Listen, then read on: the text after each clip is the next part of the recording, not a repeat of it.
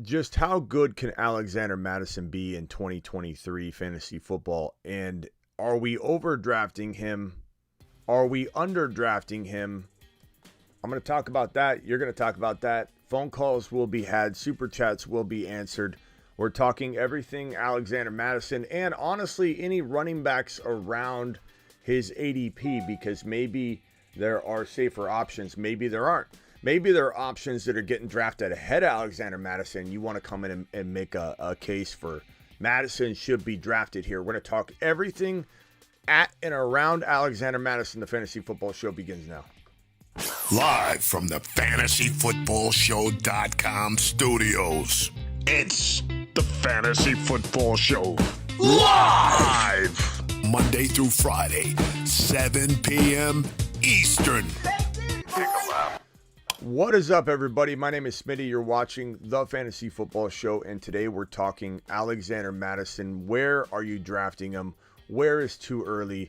What is too late? What do you think should be happening that isn't happening? We're going to get into all that. We're going to open up the phone lines in a little bit and talk about that after we get through the little intro here. First of all, I want to say that Zuckerberg, the Zuckmeister, who's set to face off fighting Elon Musk in I don't know when that fight's going down, but Zuckerberg just took a shot right at Elon Musk and Twitter and created this pretty amazing platform called Threads. Maybe you don't want another platform, maybe you do, but what I can tell you is that I will be on Threads a lot. It's tied straight into Instagram, so you'll definitely see me there a bunch. In fact, I'm going to shout out everybody that follows me on Threads. I'm going to drop that link right now, and I'm going to pin the link right now. I'm going to go ahead and shout out everybody that follows me. I just dropped the link right there. Let me go ahead and pin it real quickly. Anybody that follows me, if I see it come down, I'm going to shout you out. But it's an absolutely awesome platform. It's a competitor of Twitter, and I'm going to be living on it. I'm going to be living on YouTube, Instagram, and Threads. So you want to be over there because there's going to be a lot of content being produced on Threads. I pretty much guarantee, I can almost guarantee this will be as big as Twitter, if not bigger. And so click that link right now. I pinned it right now. Anybody that follows me, I will be shouting you out here on the show if I see it come through. Abdul, appreciate you giving me that follow right now. I'm going to keep refreshing, and anytime I see one, I'm going to toss it out. What's going on with our fireplace here? What's going on with our fireplace? Now you know it's not real. It's paused. It's buffering. My fire is buffering. I don't understand. Okay, I will never use it, but have fun with it. Jeremy W. says, look, I know there's a lot of people are going to take a little stance on this. I like Elon Musk. I don't hate Elon Musk like everybody else. I mean, he's trying to do a lot of good things in this world, and he does a lot of bad things in this world too, like in terms of how he took badges away and just he did kind of screw up Twitter in terms of the verification, making you purchase verification. He really did crap the bed at Twitter. He did. He bought it for good intentions, and he crapped the bed in terms of implementation. He did. And so everybody's running away from Twitter for good reason, not because of Elon Musk. Some of that is because of Elon Musk, but because you have to pay to even use it, and it's just gotten out of control. So Zuckerberg struck a deathly blow to Twitter yesterday. And I'm telling you right now, you want to follow me over here because we're going to do it and do it live over here on Threads. So I'll be checking. Abdul, appreciate you following over there. Alexander Mattison, people, is this a guy that you are drafting in the 5th round? If we look at some ADP data here, Alexander Mattison, this is actually a draft. I went into a draft. This is a live weekly. This is a live draft, Pomeranian draft. And Alexander Mattison went at 54 overall. I took a deep dive into a couple other rounds and draft selections and saw him floating between 5.5 and into like the top of round 6. So he's definitely going to be at 5.4, 5.5. I've seen him go as high as 5.1, but his ADP seems to be leveling at right around 5.5. So That's what I'm gonna say his ADP and his must. The cost of entry is going to be 5.5 or right around there. The question is, do you pay that? When we look around the names, Pacheco, Kenneth Walker, J.K. Dobbins, T.J. Hawkinson, even below JSN, DeAndre Swift, even below that, Mike Williams, Darren Waller, David Montgomery. Does this feel appropriate to you that Alexander Mattison's floating in the middle of the 5th round? I honestly feel like it is appropriate. I think any higher than that, I don't know. I don't know that I'm all in on that. I don't think I'm drafting him in the 4th round ever. I don't care how things look. There's some red flags to trust this man more than a 5th round pick. You take a look at his game logs. This is not a negative video on Mattison either. I'm not trying to make this a downer. I like him a lot, but we just need to be careful not to let him climb too high. Looking at his career logs, he's never run for over 500 yards in one single season. Granted, he's never been the starter, but there's just not a lot of track record to speak of. And even though he has done well when he's filled in, he is at about 4.1 to 4.3, if I'm remembering correctly, in yards per carry. So it's not like his yards per carry are 5.1 or 4.7. It's 4.1. So my advice to everybody that's going Alexander Mattison shopping is stop shopping if he climbs anywhere near the very top of round 5. Entertain him in a couple leagues in the late 5th, mid 5th. Not in a lot of leagues. Do not put all your eggs in one basket with this particular player in this situation, because it very much could fall flat on you. Doesn't mean it isn't a good value. I do like him. This is not a negative, like I said, a negative live stream about him. This is just let's set our expectations properly and not go digging too deep into the rankings and grabbing this kid in the 4.5, 4.12, even 5.1 territory. For me, it's middle of round 5. For me, it's Kenneth Walker, 42 overall. I mean, that's a big discrepancy, a big difference between those two guys' draft slots right there. 42 and 54 is a lifetime apart. But I'm just saying, if he dips into that 4th round, Kenneth Walker is being taken there.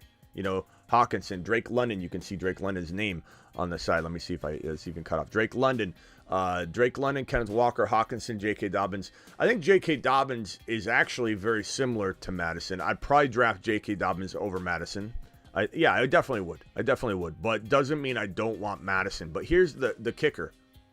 I like DeAndre Swift as much, and he's around 6. I like Pacheco, who oftentimes goes in 6. Here, you can see him right next to him at 55.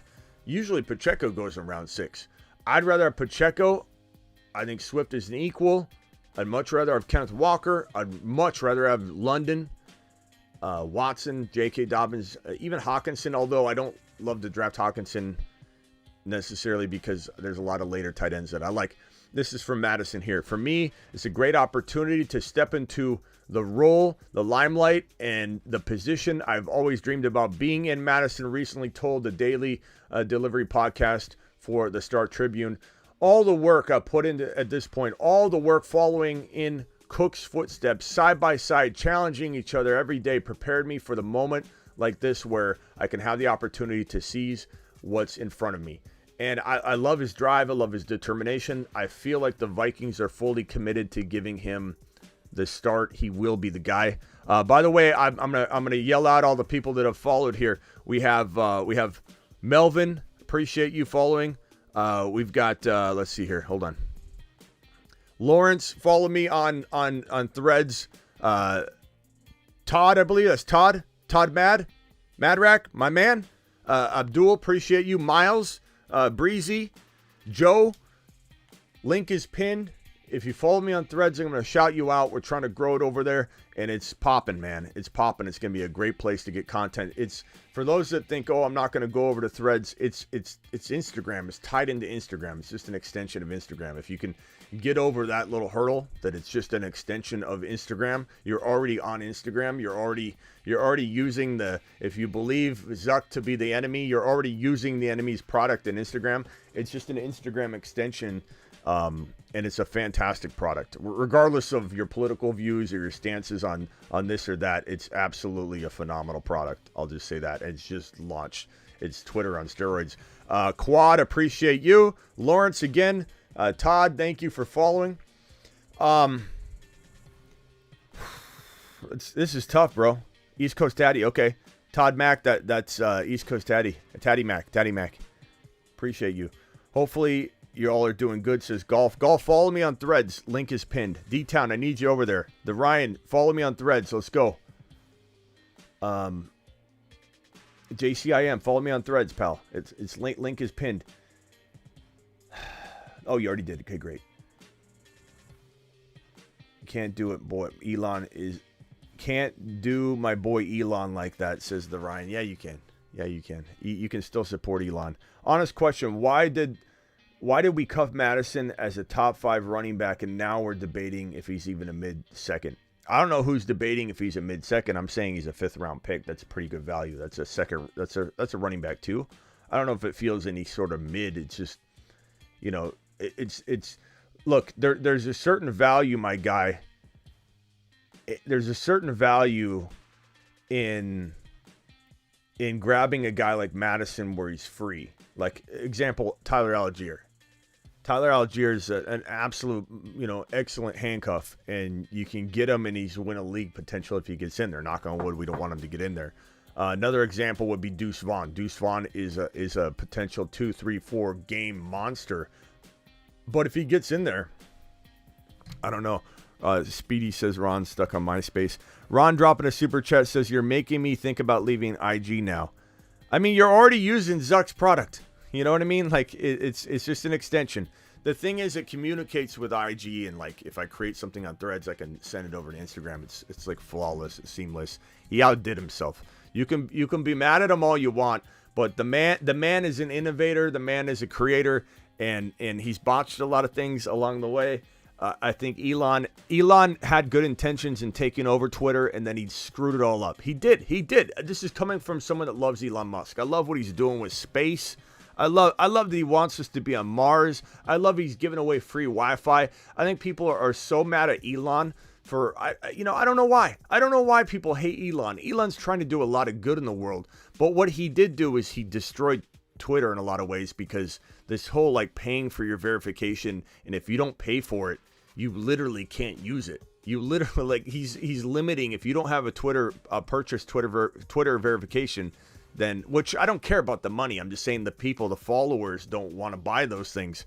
It's crazy. It's absolutely crazy. It limits the amount of tweets you can even see if you don't purchase the subscription. So it's falling apart over there anyway. But to be honest with you, I hated Twitter. I hated having the maintenance Twitter. I hated putting content on Twitter. I forced myself to do it. I was just repurposing content. And now,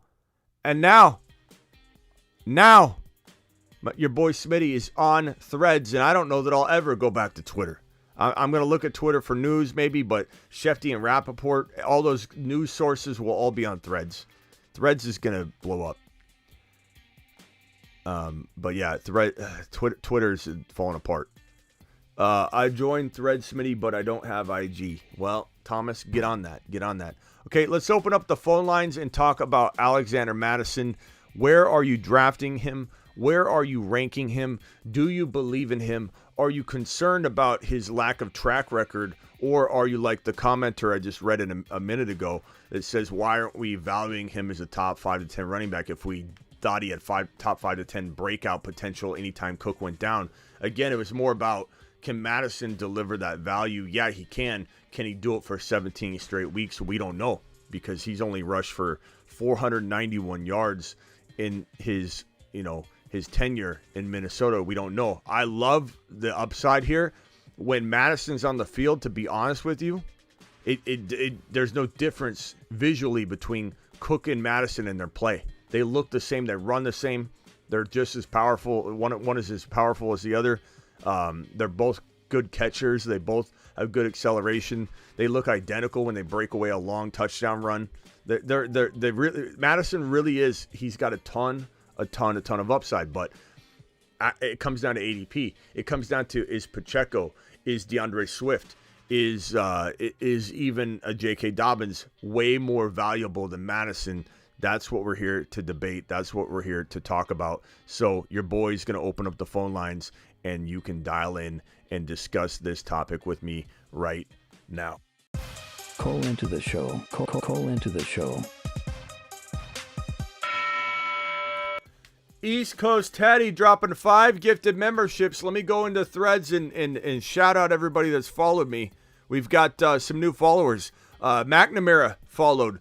B-Boy Stance followed. Marvel Walker followed. Matt DeWolf just followed. And Quad followed. Appreciate you. If you follow me on threads right now, the new Twitter, I will shout you out, and it's going to be glorious. I'm telling you, if you're going to be stubborn about going over there because of Elon and Zuckerberg and this whole, like, you're missing out on a good product, and you're already using Instagram anyway. Like, it doesn't make any sense. It's amazing. It's an amazing product. You're going to love it. I promise you. I just joined Threads and imported everyone I was following on IG, including you, Smitty. Thank you, DeWolf. I saw it, DeWolf, and I just shouted you out because you're an absolute monster. Also, East Coast Tatty dropping not only the East Coast Tatty, go follow me over on Threads. What a man. What a man. He just dropped it 5 gifted memberships. Dial into the show. Let's have a conversation about Mattison. Let's do it live. Phone lines are open. Let's roll. Let's roll. My B-Day. It's my birthday, says Blind Larry. Blind Larry to the moon. Happy birthday. Everybody drop a cake emoji or whatever you want in the chat for Blind Larry. Dwayne McBride. I like McBride. He is a guy to watch and monitor. Ty Chandler is most likely going to start the year, as the backup because he's got the kung fu grip on the roll. But at some point, I do believe we probably are looking at look at all these people just coming in. Very blessed indeed, liking posts left and right. Appreciate that. Very blessed indeed, getting in there, getting in the mix. And let's see here. Very blessed indeed just followed. Ryan Johnson just followed. Again, McNamara, B-Boy, Marvel, Matt DeWolf, and so on, and Lawrence, and East Coast Tatty, and Abdul, and everybody, and Miles. Appreciate you following. Where were we? What were we talking about? I don't know. Dial in. Call into the show. Call into the show. We could do the him or him game. Am I drafting Pacheco or Mattison? I'm probably drafting Pacheco. If I had to draft Pacheco over Mattison, I would. But that doesn't mean I don't like Mattison. I like Mattison a lot. I like Pacheco more. Pacheco McKinnon to me is a top 10 running back. Mattison is a potential top 10 running back. But to me, he feels like a running back too. I don't know to what level. Mid, high, late. Honestly, it's the lack of track record of running over 491 yards is concerning in terms of a 5th round investment when you're talking about guys like Pacheco, J.K. Dobbins, and others. So it just depends. Screw the new Twitter. They're trying to cancel wrong thinkers. I don't know. You guys are going to have political stances on it, which I respect, and I get it. I think Smitty... Oh, the phone line is broken. Hold on, Ron. That's probably what it is. Hold on, let me relaunch it. Tell me I don't have to reinstall the phone line. Where is it? Hold on, Ron. I think the threads corrupted Smitty's phone line.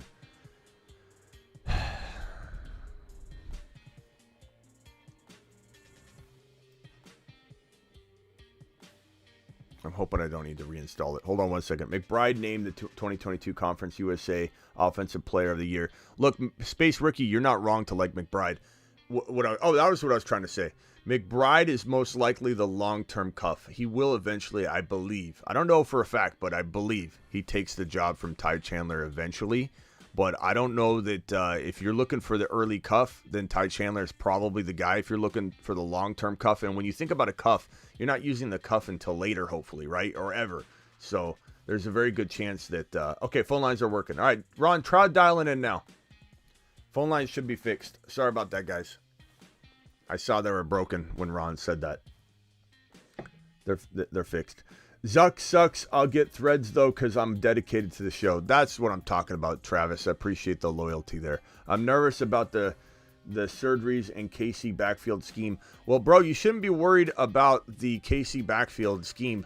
They do it well. They do it well. What McKinnon dropped last year, you could almost own both of them. You could almost start Pacheco and McKinnon together if you wanted to go with some sort of, KC running back combination, some kind of stack, especially in best ball. You can get a very, very interesting stack together going. 908 caller, you're live on the Fantasy Football Show. 908 caller, who am I talking to? What's up, Corey? What could I do for you, Corey? And I got Ron Navy on the phone too. Hold, Corey, I'm sorry. Marsman Ron gets to jump right in front of you. Marsman Ron, he's probably gonna give the floor back to Corey because he's just that kind of guy, but Of course I am. Okay. Corey, you're live. So I have the 9th pick in the 12-team PPR league. Are there any players that you would target in that area? 9th? Yeah, bro. 9th pick is sometimes nice. Sometimes you don't get what you want, but sometimes you do. Bijan, if he's there, you take him. If you're drafting with a bunch of astute people, he will be gone. If he's not gone, you take him. You pounce on it because that guy I'd take number 3 overall. If he's gone, Garrett Wilson. I'm a little Bijan with Algier in the backfield, and then you got Cordero Patterson. So I don't know how the snaps are going to be percentage. You're really scared of I mean, look, Algier was great. I don't want to take away anything from Algier, but Algier is he's a mid compared to Bijan. This isn't something where Algier is going in and taking away from Bijan. Bijan takes away from you. You don't take away from him. Look, everybody's got a backup, bro. And this team leads the NFL in rushing. If you take out the quarterback, running Hurts and the Eagles obviously finished 1, but if you take away that aspect of it, they're the number 1 running team in the National Football League. Therefore, Algier is a necessity. You can't run Bijan 450 times, So Algier isn't taking away anything from Bijan. Not a single thing. The only thing you might notice is, okay, Algier comes in and runs for a touchdown here or there. Well, guess what? You still couldn't have given that touchdown to Bijan because he can't run 450 times. You'll break him. You'll break any running back that way. Yeah. So I don't know that I would look at that as a threat whatsoever, bro. Not at all. They drafted this guy in the top 10. They drafted him in the top 10, bro. Yeah. You think that Algier's going to hold him off? I love Algier, but he's not holding him off. And Cordero Patterson is 87 years old, bro. Don't worry about him. He's going to be playing a wide receiver. This is not a situation where you should be scared of Algier whatsoever. Not to mention, hold on one second. Yeah. Not to mention, we're talking number 9 overall, bro. If I was trying to convince you to draft him number 3 over CMC and get you, but you're worried about him at 9, Corey. Don't be worried about him at 9. Yeah. 9 is double the value in the wrong direction, or in this case the right direction for you of where I would pay. I would pay more than double that 9 value, bro. Yeah. But Garrett Wilson or St. Brown. I was gonna ask you one more question. Do you value Rachaad White over Mattison? No. I wish I could. No? But I don't. Tampa Bay is awful, bro. Tampa Bay is in a very, very bad situation for anybody. Even Mike Evans, who's at 1,000-yard season after 1,000-yard season, his streak's probably going to get broken. Maybe he's the only guy I even kind of want to own because he's a big-bodied target that has a big catch radius, and if those bad quarterbacks go out there, whoever's starting, whether it's Trask or Baker, and they both look pathetic. I swear I could go out there and throw better than those guys right now, and they're awful. They look awful. It's not just that Baker did this over in a Rams uniform briefly, and he was pretty good in Cleveland. He looks pathetic right now, and his confidence is probably shattered. He's moved around all over the place. He's battling it out with Trask right now. I want no part of that Tampa Bay. But that's me. I mean, so I could be wrong. I could be wrong on it, bro. But yeah. Rachaad White's looking at 3.1 yards per carry, probably. I don't know how long he's even gonna. I like him. I love Rachaad White. He was a moon man last year. But when you're talking about a Pacheco or a Mattison plays in a very high octane offense. Pacheco plays in a very high, one of the best offenses. So, like, you got to look at the offense, too. What kind of opportunities is Pacheco or Mattison going to get, or even Swift, than a potential Rachaad White? You know, like, you just got to look at that. What opportunity is Rachaad White going to have to get near the end zone? Very little. They're not going to live near the red zone. He's a pass catcher. He's a pass catcher, so he is. He's going to get the. He is, and that will make him good. But you're asking me Mattison over him. And Madison's a 5th rounder. But like Rachaad White, I'm not taking in the 5th round.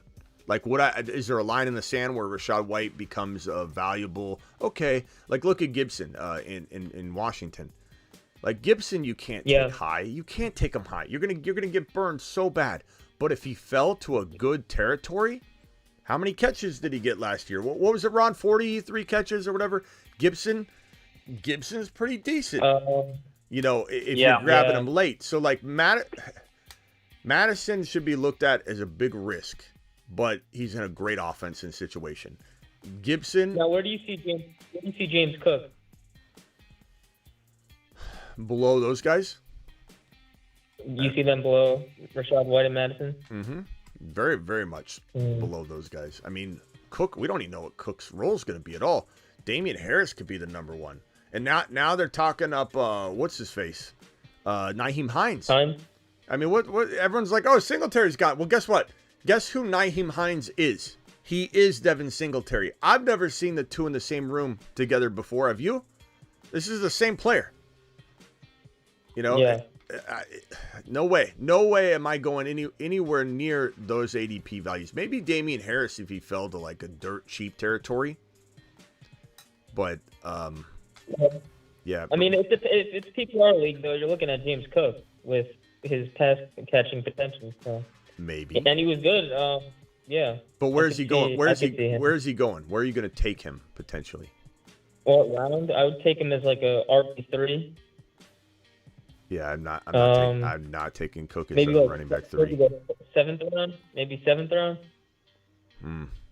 Yeah, I mean, so let me throw a couple names at you, and you tell me who you would if you would take James Cook over these players, because this is where the discrepancy is going to get between us. Is that it's not so much that I hate the players that you're calling out, but if we look at where Rachaad White's going, Pacheco is 1 spot above him. Pacheco is going at 82.9, and Rachaad White 83.3. So not even really a full spot ADP wise. Javonte Williams at 94, James Cook at 95, Zach Charbonnet at 99. I'm taking Charbonnet over James Cook 1,000 times out of 1,000. Kamara is at 103. Kamara and A.J. Dillon at 102 and 103. Samaje Perine at 104. Damian Harris, who I take over James Cook, is down at the 115 territory. Elijah Mitchell, I'd take over James Cook, bro, and he's guaranteed nothing. Whereas James Cook is guaranteed something, but Elijah Mitchell is probably starting at a minimum 3 or 4 games this year, I would say. Kendre Miller. James Cook is the starter. James Cook is the starter. Bro, I mean, is he the starter though? You don't really know that though. Like the way they rotate their running backs, he's probably going to have an edge, but Damian Harris could take it. Nyheim Hines, they've literally said, the most recent report coming out of Buffalo was that Nyheim Hines can play all the positions. They can move them all around. So, like, I don't know that there is a starter in Buffalo. I think it's more of he's got an edge. He's got it, he knows the offense, and I'm not saying don't take him. I'm just saying it's all about ADP for me. So if you're telling me hey, Smitty, I can get James Cook. Let's say you came in here and said, Smitty, I could get James Cook at, instead of 95, you get him after Kamara, Perine. And those are just my preferences. You don't have to like every single one of those guys or any of them over James Cook. I'm just telling you that I'm drafting James Cook 0 times over Charbonnet, Alvin Kamara. And Alvin Kamara with Kendre Miller is really the answer, because if Kamara goes down or gets suspended, Kendre's probably going in and dropping top 12 running back numbers. I love Kendre Miller. He was in my 4 or 5 territory for rookie running backs pre NFL draft. Loved him. We had him all over the show constantly talked about when we talked about rookie running backs. So Kendra Miller's in a quietly amazing situation, and they look at him like the new Kamara. They actually feel like he can do what Kamara can do. And so at the cost of entry to cuff both of them, and Jamal's not even really on my mind. And that could burn me, sure. Khalil Herbert at 122 overall. I take over James Cook at 95 overall. I would draft Khalil Herbert over James Cook. Khalil Herbert he led the league in yards per carry last year. You know, there's just so many names, bro. There's so many names over Cook. So it's not that I hate Cook. I just don't like Cook's ADP. Would you take Khalil Herbert over Jamal Williams? Yes. Absolutely. I mean, Jamal Williams led the league in touchdowns last Jamal season. Williams is not in the same place. Alvin Kamara, though, might have a suspension. So Kendra Miller. Yeah, and you said Herbert, though. Deontay Foreman is in that mix, too. So Khalil Herbert led the league in yards per carry. He's also one of the most efficient running backs in the National Football League. Like, you look at the metrics for Herbert, it's ridiculous that the Bears aren't backing him publicly and saying he's our starter. He is our starter. This Khalil Herbert's metrics are through the freaking roof.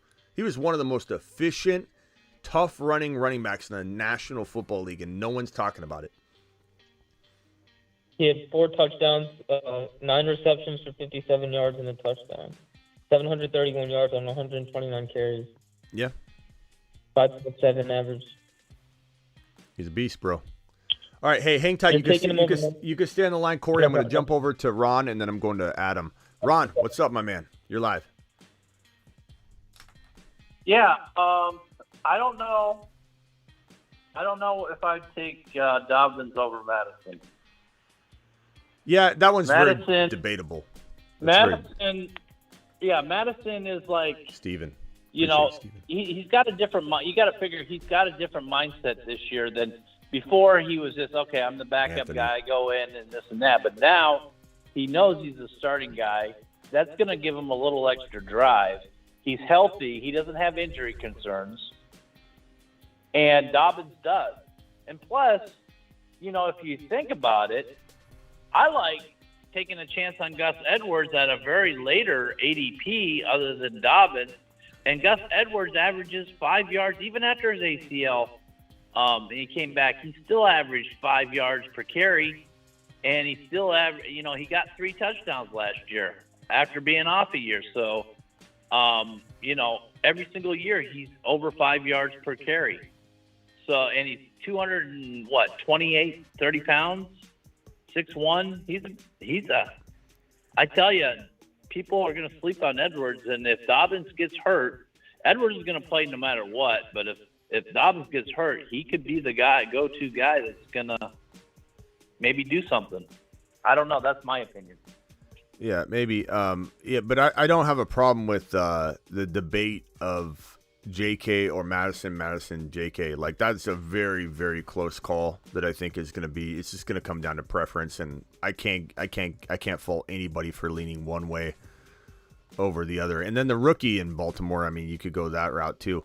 But I think first of all, Anthony, thank you for the super chat. Appreciate you. And love yourself, love family, help others. Thank you, Steven, for that super chat as well. You guys absolutely rock. As for James Cook, though, I mean, do you agree, Ron, that that's just something that's not worth touching when you've got, and I know you don't love Kamara, but some of the other names that I threw out, I mean, I just think James Cook, if he was going later, I would be on board James Cook. But since James Cook is going above Charbonnet, he's going above Antonio Gibson, which, I could understand that debate too. I'm not saying I for sure want Gibson over James Cook, but those are very comparable. A.J. Dillon, I think I would take over James Cook. And, if Aaron Jones, who's getting older and has a big injury history, gets injured, A.J. Dillon could be very, very good. Samaje Perine's a much better option than James Cook. It's a handful of players that are, like I said, Eli Mitchell, Jerick McKinnon. I'm not saying you take McKinnon over Cook because McKinnon's ADP is 127. James Cook is 95. But my point of emphasis is that there are about 20 or 30 running backs are total ADP slots apart, and I'd rather have McKinnon over James Cook. Like, McKinnon's just, especially if we're talking PPR, like Corey was very focused on PPR. McKinnon's the answer there, in my opinion. Well, it's very debatable, but what are your... I take McKinnon over Cook. I mean, I don't think I've drafted hardly any Cook. To me, I look at Cook like Bo Callahan. He's a buck. That's how I look at Cook. I don't think, as Swaggy would say about my Gus, he says, Gus isn't it. Well, Cook isn't it. So, sorry, Swaggy, but Cook is going to be another running back in Buffalo that's just another big disappointment because, when's the last time really Buffalo had established really good running game? They just don't lean on the RB enough. Like No. So you put in the red flag of they don't lean on the RB. You put in the red flag of that it's crowded. You put in the red flag of that there's rotation. You put in the red flag that Cook isn't. He entered the NFL as an exciting prospect, but a lot of people coined him as a change of pace back. He would not become his brother. He would not be Dalvin Cook 2.0. That he just shared carries in college. There's a lot of reasons to doubt that this guy's going to translate. I don't think he translates into some sort of every down running back in fantasy football. He's just not. I mean, I'd take the stab on not even using Charbonnet, and hopefully we never have to. We want Walker's season to be plentiful. But if Charbonnet got in there for 4 starts, I'd rather have that than James Cook all year. Because I'm not starting James Cook on my team. He's a stash. Why not stash a Charbonnet? Why not stash a McKinnon, who was the number 1 running back in 2 straight back-to-back weeks in fantasy football? McKinnon has a proven track record. Maybe he's got a proven record of being injured as well before KC, but you know what? It is what it is. What have you done for me lately? And McKinnon's been going crazy. So I'm all in. I think Mattison in the 5th round. I mean, if you were lucky enough to get him early on when he was down in the 7th to 8th, 9th round, then you got yourself really good upside value. 5th round, he still has potential to move up to I think a 3rd round value. So you still got a chance to, but anything other than like the 5th or 6th round, you're paying toward the top cost for him. Yeah. 1 second, Ron. Let me get this. 734 or whatever your number that is. You're live. Hey, how you doing, sir? Good. Who's this? This is Joe calling from Detroit, Michigan. How you doing? What's up, Joe? Joe from Michigan. I want to know what's up with A.J. Brown. Why isn't anyone so much higher on them than what they are? I got a pick on the turn in a startup dynasty coming up, and I'm trying to figure out which wide receivers are going to be available. Like a CeeDee Lamb, Amon-Ra St. Brown, Garrett Wilson, and A.J. Brown. But I don't see a lot of people getting that much hype on A.J. Brown. I'm just trying to figure out why. A couple of people have said that, and I don't know. I don't agree that he's not being talked about. He's getting drafted really high. I think people love him. I think maybe you're just hearing a lot of like Garrett Wilson hype, and it's making you think he's being overlooked. But, I mean, he's a great 12, 13 turn player. Do I take him at 8? No. Do I take Garrett Wilson and St. Brown over him? Probably. But I don't think that's a bad thing. It just means that, they're all 3 very, very close, and you got to pick, which one you want. But in terms of like the pecking order there or how I rank them, Garrett Wilson, I just see a guy that pulled in 1,100 yards plus with no quarterback situation. It was a rotation of just injuries and madness and craziness. He's got the number 1 or number 2 defense in the National Football League to support good field position. I think Aaron Rodgers hasn't lost a single bit of his talent. I think he's smarter up here. I think he's probably more refined than he's been in years because he's going up against Sauce Gardner and one of the best defenses in the league every single day in practice. So I think it's going to be a big year for Garrett Wilson. I think Garrett Wilson, who we've already heard great things. It's not like it's been quiet on the Jet front. Like, we're assuming that this 1,100 yard breakout wide receivers going to do well with Aaron Rodgers? No, we're seeing it on the practice field. We're seeing Aaron Rodgers talk about him. We're seeing Aaron Rodgers, throw missiles to him. Aaron Rodgers has spoke up and said that he reminds me a lot of another number 17. And bro, Garrett Wilson, his value was through the roof before Aaron Rodgers landed in New York. Given how he focuses and has tunnel vision with one wide receiver, I very much believe he's going to have that top 3 wide receiver season. Now, St. Brown, I have a video of how St. Brown could be the number 2 or number 3 wide receiver in the National Football League in terms of collecting total touchdowns, because he could run a couple in. He could, score 10, 11, 12. He's got the most ability to cluster all those together, proving he's a touchdown, machine. And unlike some people might suggest, like when Scott would call in and say that he's not a touchdown guy, he is very much a touchdown guy. Proven by this right here, which I can throw on screen and show you. Amon-Ra St. Brown is absolutely a touchdown guy. Anybody that says he isn't looking at the data, bro, because the data shows you his rookie year where he had 6 touchdowns in the final 6 games, 1 rushing, 5 receiving touchdowns, and 2 100-yard games, 2 90-yard games. He finished his rookie year on an absolute terror. And then you go ahead and take a look at this year right here. Where's it at? Yeah, his beginning of last year, 1 touchdown, 2 touchdowns, a 68-yard rushing line, absolute on a tear. And then he got injured, had the concussion. There was a lot going on. Easy call for me to go Amon-Ra St. Brown over A.J. Brown, just for me. Brown. But I love A.J. Brown. The one thing about A.J. Brown that worries me is the knees. That's the one thing. His knees, he's constantly had knee issues in the offseason. He's had a bunch of surgeries on him. Your knees don't get better. Your cartilage doesn't get better when you have cartilage issues. So I just worry about him missing time. And on top of that, and I'm not saying he hasn't delivered every time we've asked him to, but this guy doesn't get a lot of volume. He has a lot of he's very efficient. He's one of the most efficient wide receivers in the National Football League. And so for that reason, it just a lot of things worry me when I'm comparing like guys at that level to where I say, okay, I'm not bumping him down much, but I'm certainly not, as excited about him as I am like St. Brown. Real quickly, hold on one second. The 832 caller, you're live. Real quickly, I'm going to put you on hold. What's your name, bro? It's B-Dog? B-Val, B-V-A-L. Okay, B-Val. Hold on, B-Val. I'm gonna continue with this conversation. Okay, hang tight. All right, go ahead, man. I didn't mean to interrupt you.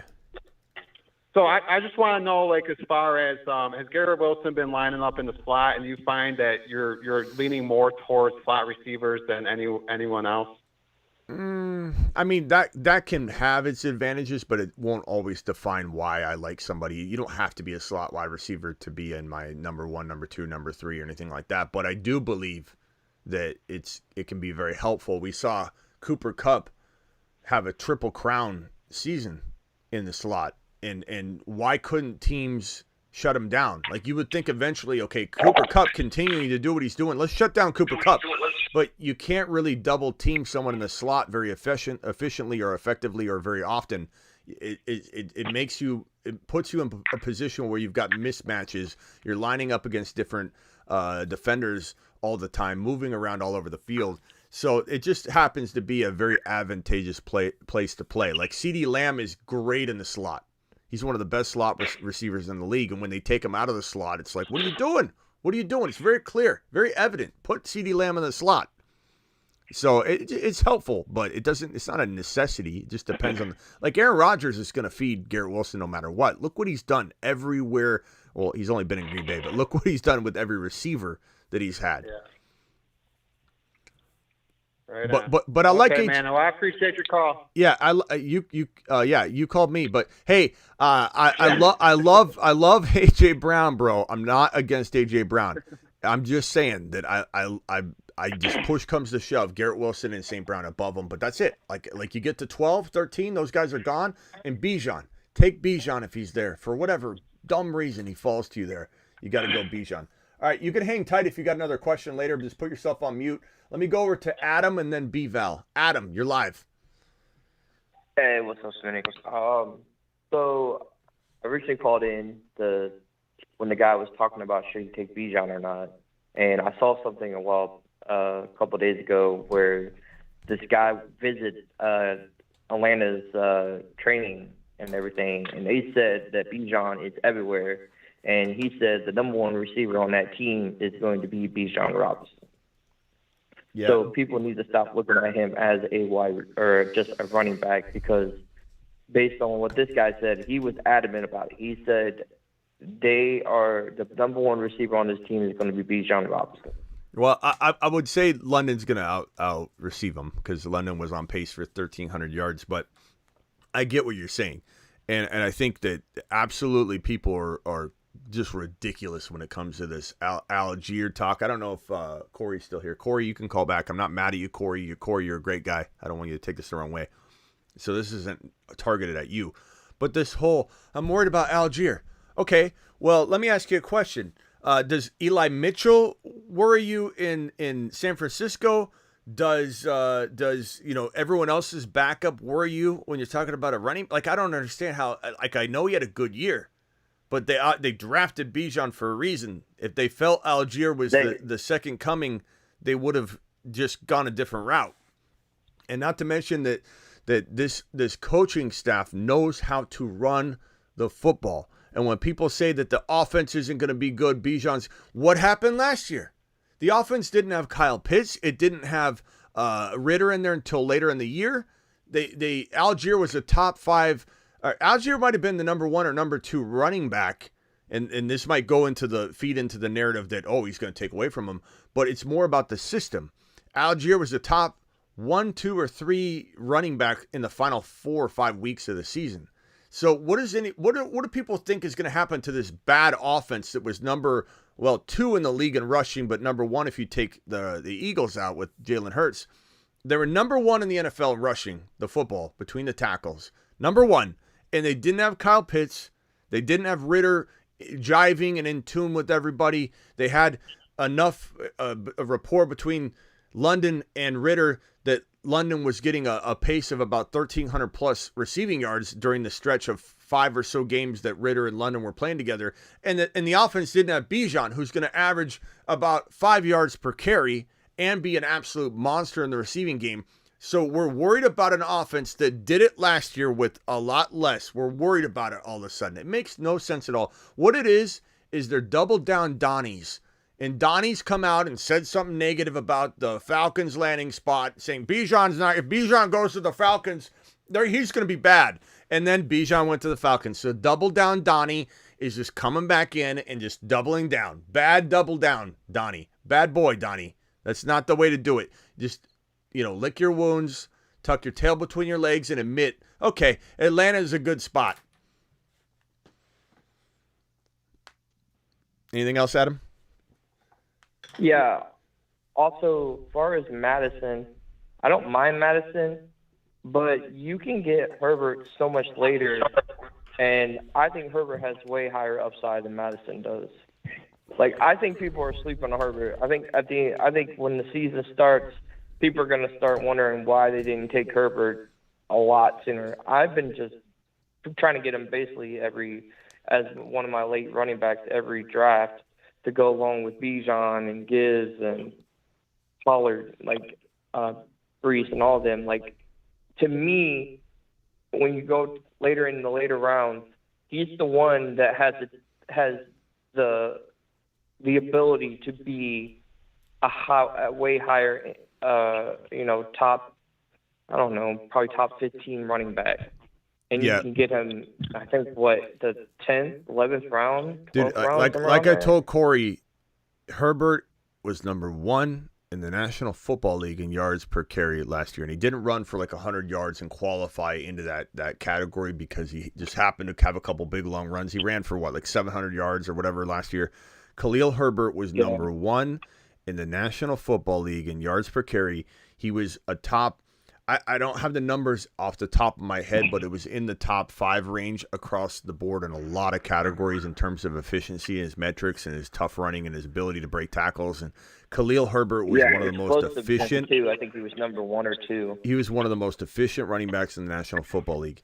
And he's very, very much when Corey, or I think it was Corey, was saying James Cook or Khalil Herbert, it's not even close for me because James Cook is not going to be guaranteed anything. Even if he's guaranteed something all year long, he's not guaranteed to be good enough to get into my lineup. Khalil Herbert could be good enough to get in my lineup, and I'd take the chance on him not doing anything just for the chance of having more of the home run threat that Khalil Herbert has. All right, hang tight for me, Adam, real quick. Let me go to B-Val, and then I've got some other people on the line. And Ron, if you have anything you want to chime in with, just chime in. B-Val. Hey, Shmi, how's it going? What's up, pal? Yeah, I wanted to get your advice on this. So I'm in an 8-man half PPR league with a bunch of my friends, and I have the 8th pick in the draft, and it's a snake draft, so I have a back-to-back, right? And I know how the orders, what most people are going with their first pick. So the number 1 person is going with McCaffrey, number 2 is going with Bijan, number 3 is going with Kelsey, number 4 is going with Chase. Number 5 is going with Cup. Number 6 is going with Jettas. And number 7 is going with Patrick Mahomes. So I was thinking going Eckler and Tyreek Hill, but I've been really high on Amon-Ra. Do you think it's bold to take Amon-Ra over Tyreek Hill? Or it is bold. It is bold for sure. But is it a mistake? Yeah. I mean, bro, if you saw my Amon-Ra video, you know that I'm going to support you in that. I think, Tyreek Hill is probably the safer pick. Yeah, probably the safer pick. But, I don't know, bro. It's... Yeah, but you think Eckler's for sure should be... That's a steal at where I'm at, for sure, right? Eckler... I think he's going double wide receiver. Yeah, Eckler, I'm not sold on Eckler this year, bro. You're not? Yeah, I was thinking that too. I don't know. But I know everyone's gonna say, "Oh, he's different. He's built different." And hey, Derrick Henry just did it at 28. And Smitty, you didn't want to draft Derrick Henry last year. Yeah, but it is an odds game. It is an odds game that is very hard to defeat when you're 28 years old. I don't care if you've gotten. You could make the argument, "Oh, he doesn't take as many carries up the gut." He's been being used between the tackles for years now. It's not like he might pull in a lot of passes, but his usage is still through the roof. And it doesn't even matter. Yeah. Sometimes, if Mattison was 28 years old, with the limited mileage, I'd still be like, okay, yeah, this maybe has 1 year, and you could say, well, Smitty, what about, McKinnon? He's older than that. But McKinnon's playing wide receiver essentially. And McKinnon, we're not drafting to be the every down starter. Example would be is if we're taking a guy that has the upside that one of these guys has, but we're getting him very late, then the cost of entry is low, and that changes the game. Eckler, taking him 12 overall at 28 years old, I'm just very, very scared that you're going to end up blowing your season when you could just go take a little sidestep over to Barkley and roll with Barkley, or I'd rather have Barkley than Eckler this year. Keep in mind, Eckler was in a very unique situation last year where all the wide receivers were down, bro. All the wide receivers were down. He was targeted more than he's ever going to be targeted before ever again. And then on top of that, you've got a new offense that's coming in and a coordinator that really shared the ball, almost frustratingly equal between Zeke and Pollard. And I don't know that there's anybody, because I hate Spiller. Kelly's not anything special, but I mean, I don't see that same dynamic necessarily resonating here because of how good Eckler is, but there's a lot of moving parts, bro. I'm not entirely sold on Herbert having his bounce back year this year. I know a lot of people in the chat are. But there's still a lot of moving parts that I want to see settle. I want the dust to settle before I start banking on Herbert. And I still think Herbert could be great again. I really do.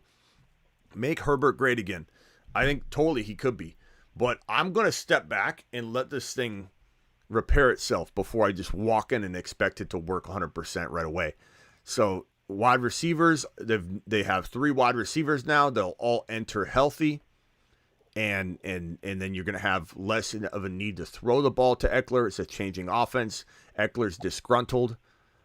He's 28 years old with a ton of mileage. The likelihood of him staying healthy on a full year are so against him. The odds are so against him. I don't care what happened to Henry. Henry's the only guy that's done it at 28 in any kind of recent memory.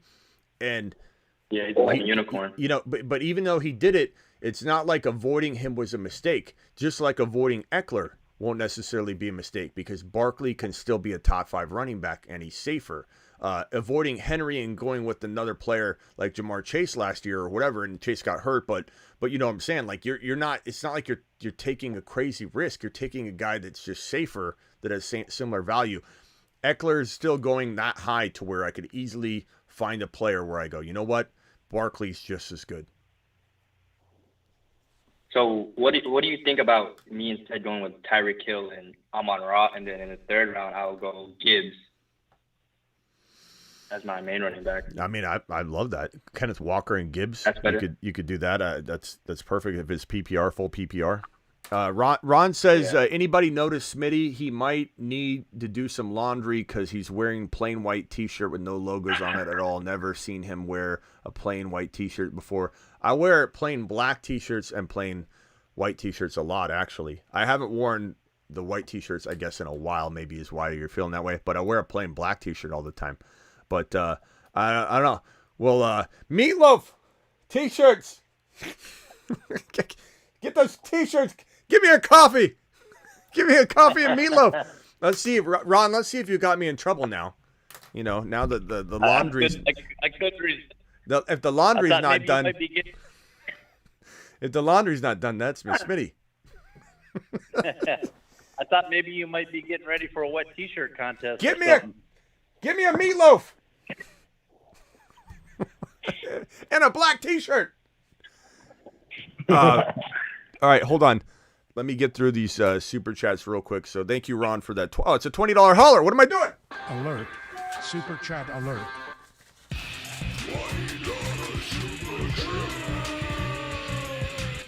Thank you, Ron, for the $20 hauler. Let me see if there's any other super chats that need attending to. Isaac said Rashad White or James Conner, Dobbins or Akers. Isaac, appreciate you, my guy. Hopefully you're still here. This one's tough because I don't necessarily love James Conner at all. I don't like any Cardinal this year. Can you guys imagine if the Cardinals get both Caleb Williams and Wilson and Marvin Harrison Jr.? I like Michael Wilson. I do like Michael Wilson, but mostly in Dynasty. I like him a little bit in redraft, but I like him in Dynasty. But can you imagine if the Cardinals get Marvin Harrison Jr. and Caleb Williams? It's going to be amazing. The Cardinals are projected right now by a lot of different, outlets and odds makers of getting the number 1 and the number 2 overall pick because we have the Houston Texan pick. So we have projected the top 2 picks in the draft. The Cardinals are going to be outstanding 2-3 years from now. We're going to trade Kyler Murray away. Thank God. We should have never gave him that contract to begin with. I said that from the start. I did live stream after live stream on Juicebox Kyler Murray. Man, if we get Caleb and Marvin Harrison Jr., oh my God, it's going to be a new day in Arizona. But to answer this question, James Conner, I don't think he's sniffing the end zone a ton, but Rashad White, I'd probably go with Rashad White over Conner. What is going on? Is someone like drinking out of drinking the end of a smoothie or something? What is that? That's what it sounds like.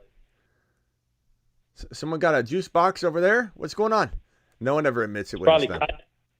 Probably Kyler. No, but Probably Kyler. Is that you, B-Ball? Nah, this is Chris. Is that Chris? Be honest, Yeah. Chris. What were you doing, Chris? Nah, that wasn't me, bro. I'm Okay. sitting down. Come on, buddy, man up. David, was that you, David? Just man up. It's fine. Sorry. David? No, I'm just sitting on my bed chilling, Okay. dog. Adam, was it you, Adam? Adam? Hey, I'm sorry, I've been on mute, so Okay. it wasn't me. Okay, Bevol is the last one. Get It's the either mute Bevol button. or Ron Navy. It wasn't Ron Navy. Bevol.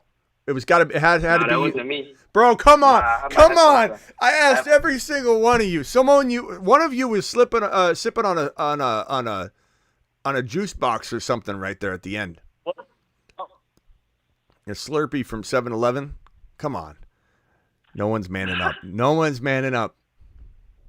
No, that's Smitty, it wasn't me, but I'll take the ownership. Fuck it. Look at I that! don't Look at wanna that! do it, I'll do it. Hey man, maybe it was That's Adam. somebody. Maybe that's the way Adam's taking ownership by pretending he wasn't taking it. Okay, hang tight real quickly. No, I'm it going to really go wasn't me. Rashad I White swear it over was. Connor, but barely. I think Connor's an injury risk this year. And give me Dobbins over Akers pretty easily. There's injury risk for both of them, but I want Dobbins over that by far. Melvin dropping a $50 hauler. Let's go, Melvin. Bold prediction. Hey, guys. Let's follow Smitty at the threads, the new account. Smitty, you're the man to the moon. Keep making fire content. Hey, Melvin Torres, appreciate your $50 hauler, but also you get a bold prediction. So please give me your bold prediction, bro, and let's get up and throw some money around. Alert. Super chat alert.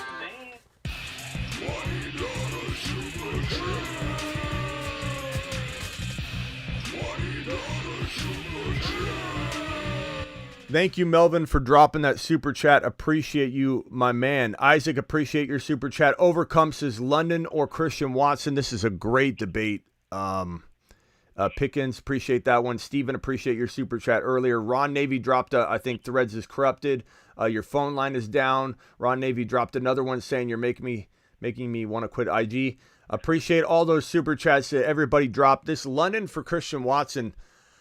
Or London or Christian Watson, I go back and forth, bro. Like every day I feel like I go back and forth. And there's a lot of times where I say to myself, okay, Christian Watson probably has the better situation because, the amount of touchdowns this guy scored last year were in a short period of time were just unbelievable. Like you just can't, every time I look at it, I'm just completely shocked.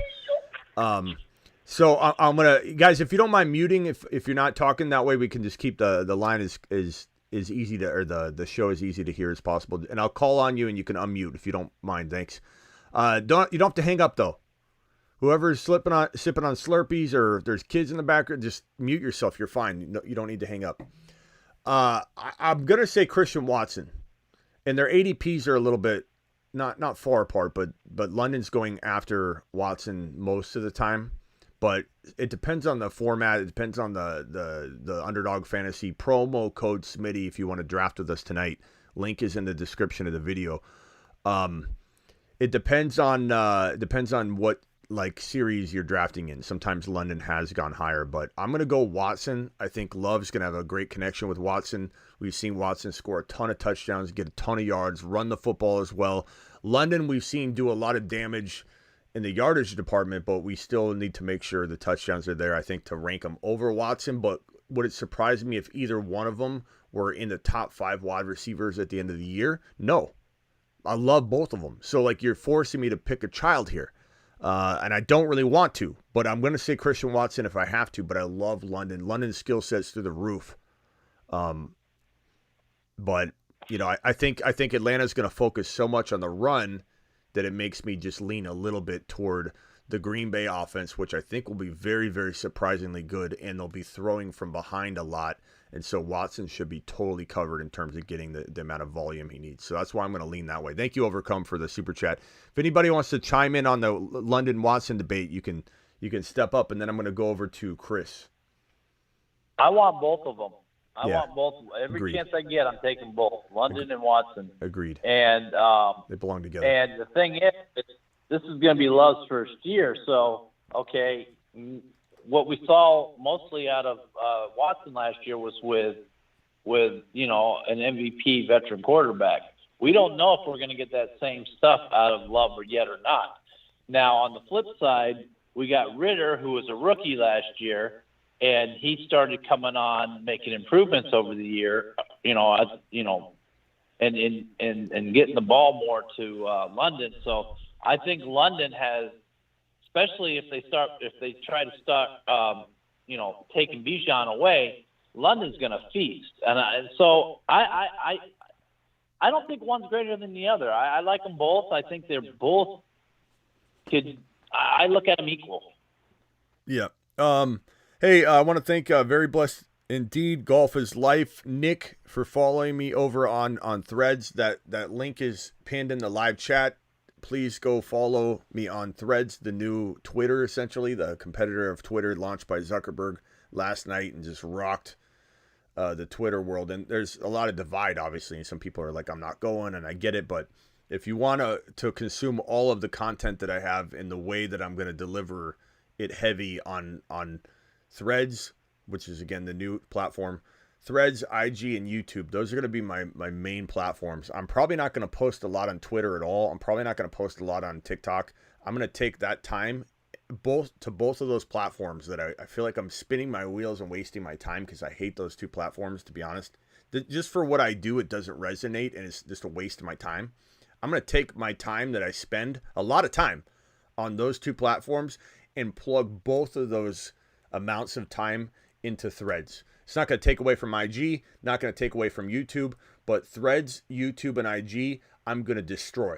And I'm going to create so much content on Threads, in unique content too, where I'm doing Q&A. I actually, the thing that's great about Threads from the fantasy football content, providing aspect for me, is I can respond to all of you with a video, which is phenomenal. On Instagram, I love Instagram. We're still going to hit Instagram hard. The DM feature is not on Threads yet, so they may or may not add that. You can't go live on Threads yet. So IG is still a big part of my life, and it's not going away. But on IG, you can only type a reply. On Threads, I might choose, as much as I can, to give you a video reply to your questions on my posts, which is phenomenal. So please go follow me on Threads. The people that have followed so far are Golf, Nick, Marco, thank you, Golf is Life, you're the man. Mood's on here. Cabe, PTY, Peter, we'll just call you Peter. 20, let's see, yeah, I'm, Telfort, appreciate you. Kyan, appreciate you. Alberto, appreciate you. Chris, those guys all follow me right now. And just in less than 12 hours, I'm at 738 followers over on Thread. Like we're killing it over there. Like 738 followers in less than like 12 hours is phenomenal. So just keep following, and I'll keep shouting you out all show long.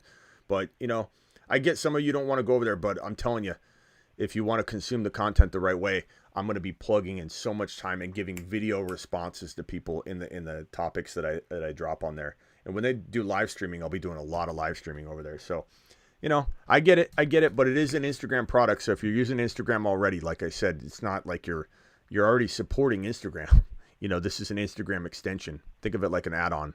But my handle is The Fantasy Football Show, Mac, just like the YouTube handle, just like the IG handle, just like on my hat here. And that link is pinned in the live chat. So I'll keep shouting you guys out. Can I go over to Chris real quick? Chris, go ahead, bro. Yeah, I'm still here. So I just wanted to weigh in on I believe somebody was on here talking about Algier, and I mean, bro, are you joking?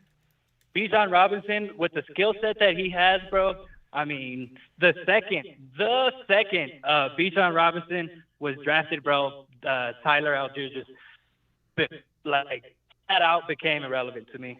I mean, I'm interested in Algier if something were to happen to Bijan, but I mean, other than that, bro, I love Bijan, bro. Yeah, I love Bijan. I also love Roshan Johnson a lot too. I watched a lot of Texas games, and anytime those guys were on the field, they were just killing it, bro. Yeah, Mike, appreciate you, Mike Way, and Cal knows for following me on Threads. I'm gonna keep shouting out every name of you guys that follow. So I'm going to keep refreshing that the whole show. Yeah, bro, I think it was, what was his name? Carl. I think it was Carl. And Carl, again, no hate on Carl. I want Carl to know he's welcome here. I don't want you to think you can't come in here and drop even a bold prediction, bro. But to be scared about Algier, it's not just Carl. Like, I'm not going after Carl, the caller. I'm going after the constant seeing of this all over. I see it everywhere. People just continuing to say it. Like, but Algier and Cordell Patterson, they're going to be a problem. Like, what are you talking about? What are you talking? Like, Bijan, this is like saying, it's like saying, I mean, does anybody not realize that A.J. Dillon's a bigger threat than Algier, and Aaron Jones has been going crazy for years? Like, I don't understand what people are saying. Like, Algier is going to be used. No one's saying he's not. They run the ball more than any team in the National Football League between the tackles, and they'll do that this year. They'll run more. They'll be the number one rushing team in the National Football League between the tackles. And so he can't run for 500 carries. Like, what are people thinking? Bijan's going to be he could be a 5-yard per carry guy. This guy is going to lead, I think, the league in running yards, carries, and potentially touchdowns. At least 2 of those categories, he's going to be number 1, I think. And he's going to be top 5 in the third one. And he's going to be one of the most efficient pass-catching backs in the league his first year. Will he be number 1 in receiving out of all running backs? Probably not, because there are running backs that focus on that more. But he will be, walking into his second year, a top 1 to 3 PPR projected player. Because rookies always get better at pass catching as they get into the league and they learn, pass protection in their offense. They get trusted more. So, hey, hang tight, Chris, and I'll let you rebuttal in 1 second. Let's go over to David, and then we're gonna go over to Frankie, and then over to Scared Scott. So if you guys could mute until you're talking, that would make it a little bit more easy to manage here. So, because I got a lot of people on the phone. David, you're live. What up, Smitty? What's up? Yo, I got a question for you. Mm-hmm. So I called a couple weeks ago about one of my teams that you said was very elite. It was a 10-man super flex with 3 flex spots. Yep. Currently, my team hasn't changed. It's Jalen Hurts, Jahmyr Gibbs, Bijan Robinson, Garrett Wilson, Chris Olave, T.J. Hawkinson, Mike Evans, Christian Watson, Quentin Johnston, Lamar, and then my bench players. How many people are in comas in your league? How many people are conscious? All 9? I kind of had I had a very, very busy offseason trading for all these people. All right, go ahead. I was actually the worst team in the league last year, but I think that's about to be a big change. I've got a trade offer on the table.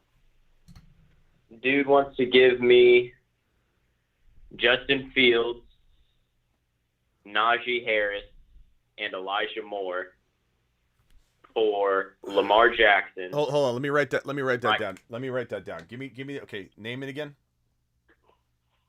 Okay, so he wants to give me Justin Fields, Najee Harris, and Elijah Moore, and I would be giving up Lamar Jackson, Mike Evans, and Quentin Johnston.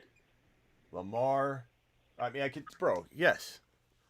Lamar, first of all, yeah, I mean, I don't even need to write that down. You're wasting my marker board, bro. You're wasting my marker over here. Lamar. My fault, man. Lamar, I can't even remember the names. They're so forgettable. Lamar and who? Lamar and who? All right, I appreciate it. No. Yeah, Mike Evans. Evans. Mike Evans and Quentin Johnston. And this is a redraft? This is a Dynasty league. Bro, come on. Come on, bro. Yeah, I mean, I like Quentin Johnston. I do. I think there's some upside there, but Mike Evans is like, he's cooked, and Fields is so much better than Lamar in a dynasty, in my opinion, and a redraft. And I know people argue with me on that. And look, ADP's arguing with me. So majority of the regular population outside of our community is arguing with me. They're saying Lamar Jackson is going 3rd round, Fields going 5th round. I don't care. Fields over Lamar all day long. But even if we wash that from this board and we look at Najee who's got risk, but he's got tons of upside too. Elijah Moore's got a lot of upside as well. I could argue, I'm not saying I will, but I could argue that Elijah Moore is going to be better than Quentin Johnston. Like, I'm not saying it's a lock. I'm just saying you could make that argument. So Najee crushes Evans, bro, in Dynasty. Like, this is not even close. First of all, Got him. I mean, this is almost veto police material. But that's good for you. That's good for you. I'm on your side, so clearly you're crushing it, bro. That's amazing. These grandmas you're drafting with, bro. Go ahead. I'm sorry. Yeah, I was just saying that Cleveland's been trying to get Elijah Moore for the past 2 years, and they finally got him now. I really think he might end up being a big part of the offense. Yeah, of course he will. Yeah, and he's a good player, bro. Elijah Moore's a good player. Wouldn't shock me if Elijah Moore was the number 1 wide receiver on the Browns roster. I'm not a huge Amari Cooper fan. I never have been. I was once coming out of college, and I liked him. But he's such a hot and cold player. Elijah Moore could be the number 1 wide receiver on the Browns roster by the end of the year.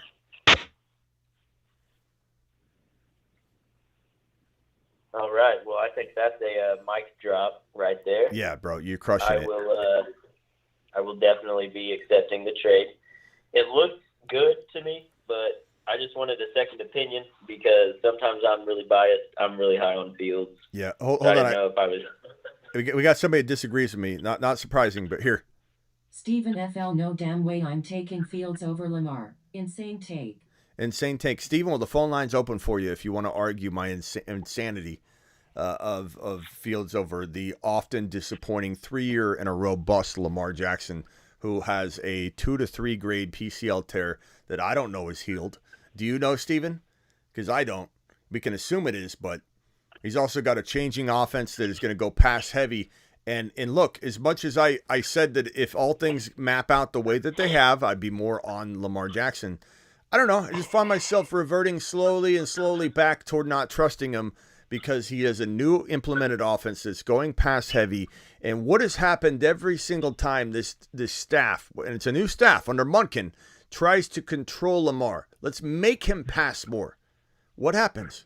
Lamar struggles. They have to revert everything back, roll it back. Let's go back to the pre-offense, and then now Lamar can be Lamar and do well. Steven, the phone. All right, who's that? What's that noise going on in the background? You can admit it. It's not. You're not in trouble. We just want to know who it is and what it is. That's all. That was my air conditioner, Smitty. My bad. Is this David? Who's this? No, I was Frank. No, I'm just chilling. Who is this? Frank? Frankie Knuckles. Frankie, on that note, let's go over to Frankie. And David, you stay put. Adam, you stay put. Scared Scott, just stay petrified right there. Don't move. Go ahead, Frankie. I wanted to ask you a question about what do you think, who would you take over between Christian Watson and DJ Moore? Watson. I understand DJ Moore. I understand. So Watson versus DJ Moore.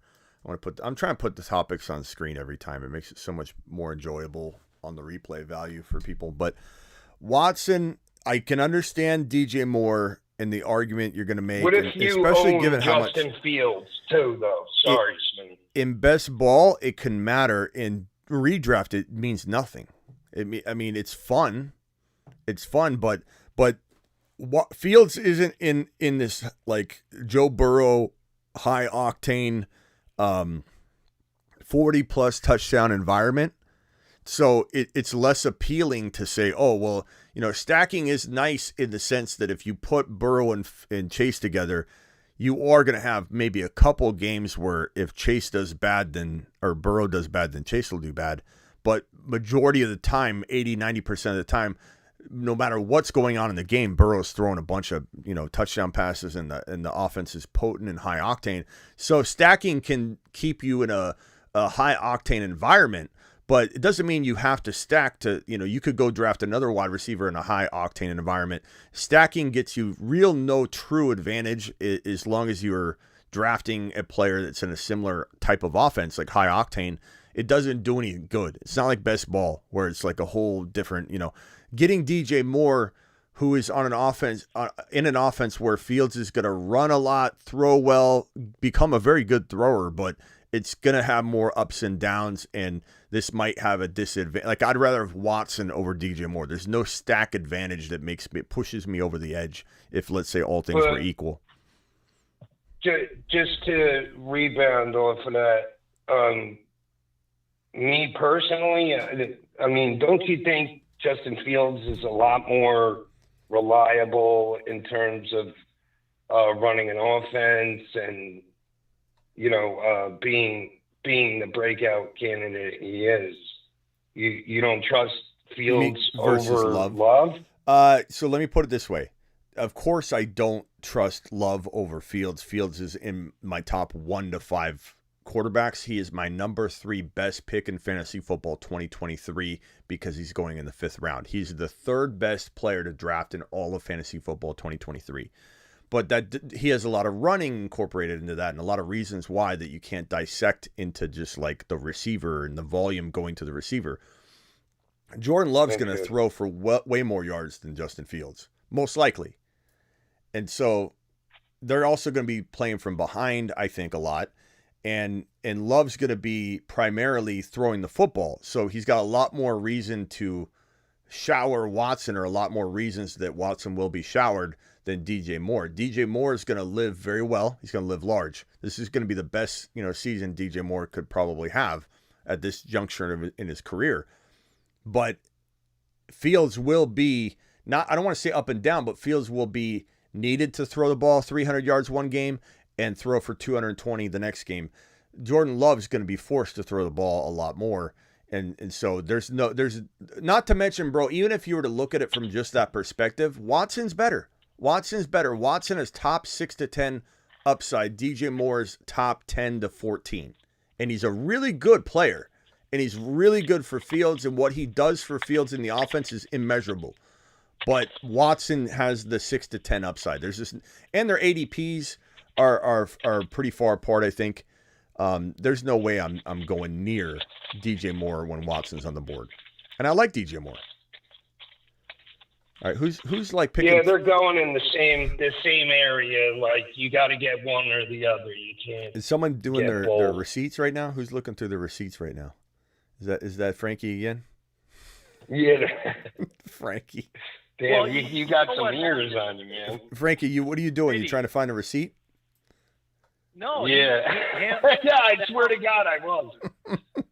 Frankie's looking for the target receipt. Frankie Knuckles took out the trash last night. Now they're swimming with the fishes. Yeah, Frankie's looking for the DJ Moore receipt. He's trying to find the receipt for DJ Moore. He's trying to return him for Watson right now. He's like, "Damn it, Smitty! Why didn't you tell me that?" All right, Frankie, hold on real quick. As much as we love the sounds that are coming from this end of the phone line, if you can mute real quick, I'm going to go over to Scared Scott and see what he's petrified about today. Scott, as usual, thanks, as usual, Scott only gets a 5-minute timer. Just the nature of the man. Scott, you got 4 minutes and 53 seconds. Go, and then you're out. You're out of here. I've been taking notes, and I'm going to school you all here. Oh yeah, I'm scared. I'm petrified.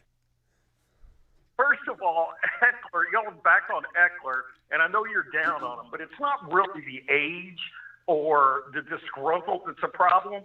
The problem is Kellen Moore's offense. Kellen Moore's offense throws the ball downfield. There was only 50. Zeke and Pollard only caught just 52 or 53 balls between the two of them last year. This man had 107.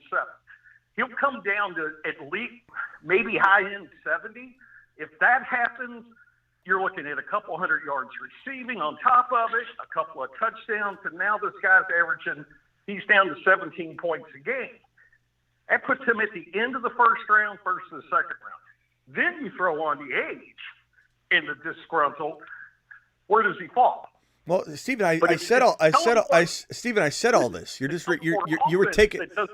Steven, you said you were taking notes. Clearly, you were, but you're just reading what I've said. Like, you're not schooling anybody. We already went through this. I don't have Eckler written down. I'm just going over off the Kellen Moore offense. Okay. The other stuff, The Kellen Moore offense is his biggest problem. But the J.K. Dobbins stuff, these people that are calling up and asking if you take them over Madison or Akers, they're high. This guy should be the 11th or 12th running back taken off the board, and only because of the injury that he had. He's never been injured before, this knee. He played every single game in college. He was playing every game in the pros until he blew the knee, the beginning of the second year. End of last year, you know it's okay, because after they went back and they re-scoped it, he came back in weeks 14 and 15. He averaged 8 yards a carry, ran for 240 yards, scored a couple of touchdowns. But the kicker is that he went against the most stacked boxes in the NFL during those 2 weeks. 2/3 of his carries were against stacked boxes. So I feel like the knee's back. On top of that, I don't know what the thing is with him being. That's like the best value 5th round pick you can get. Then Madison and Pacheco, come on. Madison's going to be a 3-down back. Pacheco isn't. You have to take Madison over Pacheco just because of that. I mean, the values, the ADPs are different, but what I'm saying is, if push came to shove, I'd take Pacheco over Madison. But look, Pacheco's in an amazing offense. You can cuff him to McKinnon. Like I said earlier, Stephen, if you take the KC starter last year, it was very evident as to who it would be. And you didn't double dip or overlap. You just got 17 starts out of the collective group. It was the top 6-7 running back in the National Football League. So, I mean, you're acting like it's not debatable. It's debatable, Stephen. It's debatable. It's debatable. Yeah. And then as far now, I am a lot of London. I'm drafting a lot of Watson, but I'm not taking them as my number 2 receiver. Only as my number 3, simply because Watson runs very poor routes. He is beating people with speed right now. He was a rookie, Stephen. He was a rookie. The high-end cornerbacks that can run with him, he's going to struggle in those games. He's going to struggle in those games bad. He was a rookie, Stephen. You're defining a man's career already. He's a rookie. He's learning. He's learning from the best teacher. He is not running from. He is not connecting the dots. Let's put it that way. Okay. He is simply in motion trying to beat everybody by speed, pure speed. He's not. But once he goes up against a defensive back that's as quick as he is, and they're running with him, he's going to have issues. I don't think so. So I expect some low 4 games. You got 38 seconds. You got 38 seconds. Pick your content wisely here. 34 seconds. London's big problem is he's got a 20% win rate on comeback. To me, he looks like friggin' another the number 2 at San Diego, Mike Williams. I'm not sure he's a true number 1. He can't come do it. But that's scared Scott. I'm kind of scared of both of them. Yeah, you are. 2, I could tell. 3, they're great. All right, scared Scott, everybody. As usual. Finish him. Call terminated. I can only take 5 minutes of that, man. I appreciate him, and I kind of need the 5 minutes once in a while, but I definitely can only take 5 minutes. Melvin says, prediction, Giants defeat Eagles, go to the finals, and Barkley will finish running back 1. There you go. Let's put that on the board. Ron, did you want to say anything against Scared Scots? Because you said you liked Mattison over JK, and he just basically called all of us a moron if we even considered it. So I'll let you speak to that while I write this bold prediction on the board. Well, I mean, he sits there on his computer and he goes through the NFL library to write stuff down to come on here but talk about, to be different than everybody else, or try to be.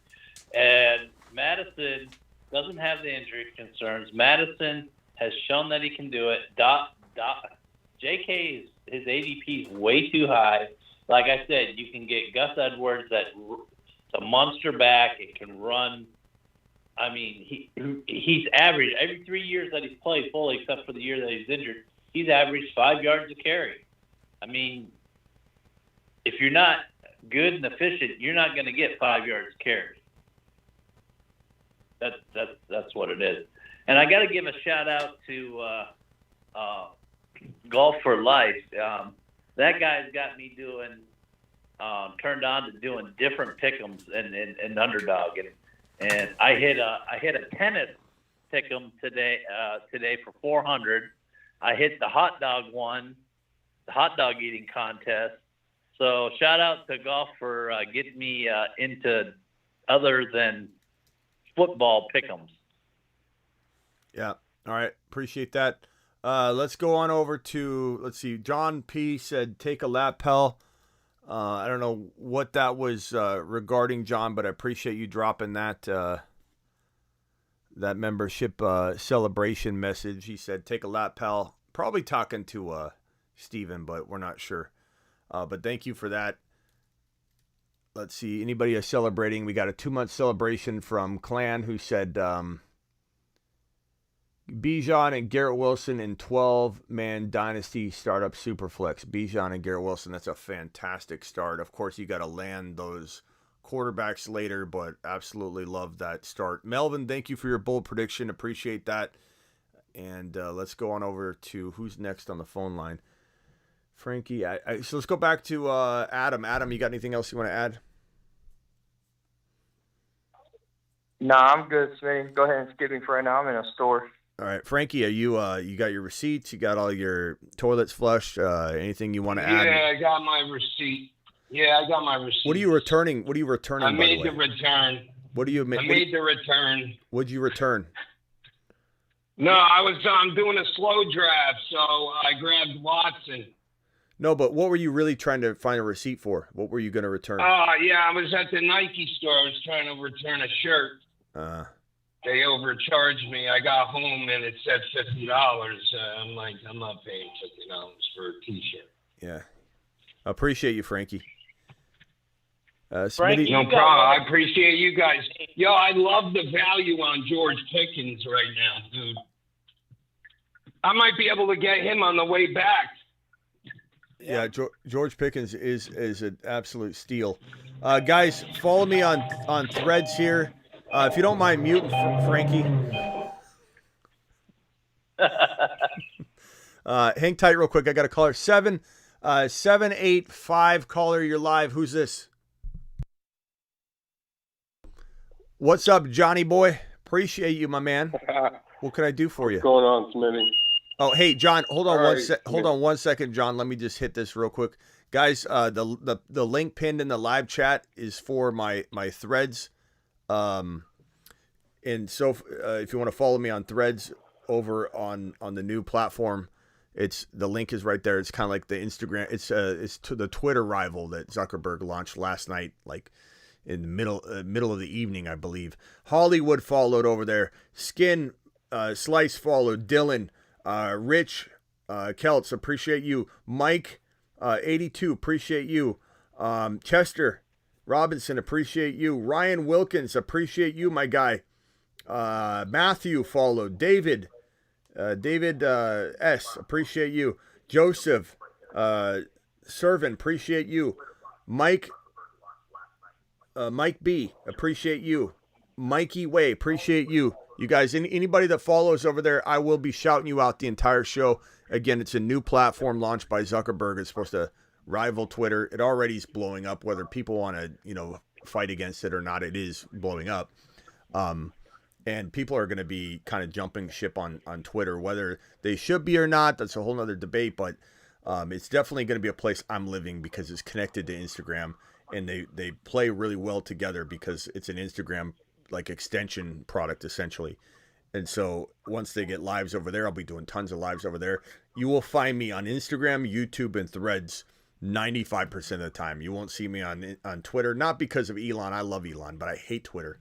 And so this is the Twitter replacement, and I couldn't be more happy that there's a replacement because I can't stand Twitter, to be honest. It's just a weird fantasy football. It's been toxic for so many years in terms of fantasy that regardless of all the actual like political stances on Twitter, I'm talking about just fantasy. It's been toxic for years. The growth on there is awful. The people are so tired of it. Nobody comments or engages at all. It's literally a no engagement fest on Twitter. It's just you're talking to the wall. It's like a bulletin board. Whereas this, people are jumping over and asking questions, and not to mention I can do a video reply to every question if I want. And you can just in the question you'll ask a comment in one of my posts, just like on Instagram, but there'll be sometimes a video response from me. So it's going to be super engaging. Sorry, who did you say your name was, bro? The 785 caller? This is John. John, I'm sorry, John. Go ahead, John. What's going on, Smitty? What's up? What can I do for you? All right. So we're getting Bijan in every draft first round. We're getting a lot of Olave in second round. Third round, you're saying Burrow. Well, I'm not saying for sure anything. I'm just saying like those are great picks, but I wouldn't just do it no matter what. I mean, it depends who's available. If Burrow's available, third round. I mean, he could be available in the fourth round. You know, you might be taking him too early. I don't know. Like it depends on the suggested rank. It depends on the flow of the draft. Like Burrow's not just a third rounder. He's a third or a fourth. Burrow's fallen to 5.1 before. You know, so I don't know. Every league's going to be different. Is Burrow a fantastic third round pick? Yeah. I mean, I'd take him, but I wouldn't force him there. If you see him as like 4 quarterbacks down and people aren't drafted quarterbacks yet, bro, I'm waiting. If he's the next quarterback up and you're in the third round, then there's a good chance he goes by the time your next pick comes around. So it does depend. But Bijan round 1, Olave round 2, Burrow round 3, Gibbs round 4, or Gibbs round 3, and Burrow or Fields round 5 or 6. Those are absolute smashes. Okay. I love those teams. And then so after that, round 6, 7, 8 is really where I'm questioning. What are we doing 6? Are we going pick? I mean, bro, like I just said, there's no set player. You know, like you're giving me one guy. Like, are we going Burrow? Then we're going Pitts. Like, what happens if this guy's gone? What are we doing? You know, like it totally depends on who's available. I'm very, very okay with drafting Pitts in like 6 or 7, but I mean, I love Pacheco in 6. I love, you know, sometimes, I mean, crazy players fall to that territory a lot. So it really just depends. I can't give you like a name. You'd have to give me like 2 or 3 names and I could tell you that guy over that guy. Okay. All right. Hey, whoever's got the show in the background, can you turn it down? And hang tight, John. If you have any other questions, hang tight. 561 caller, you're live. Who's this?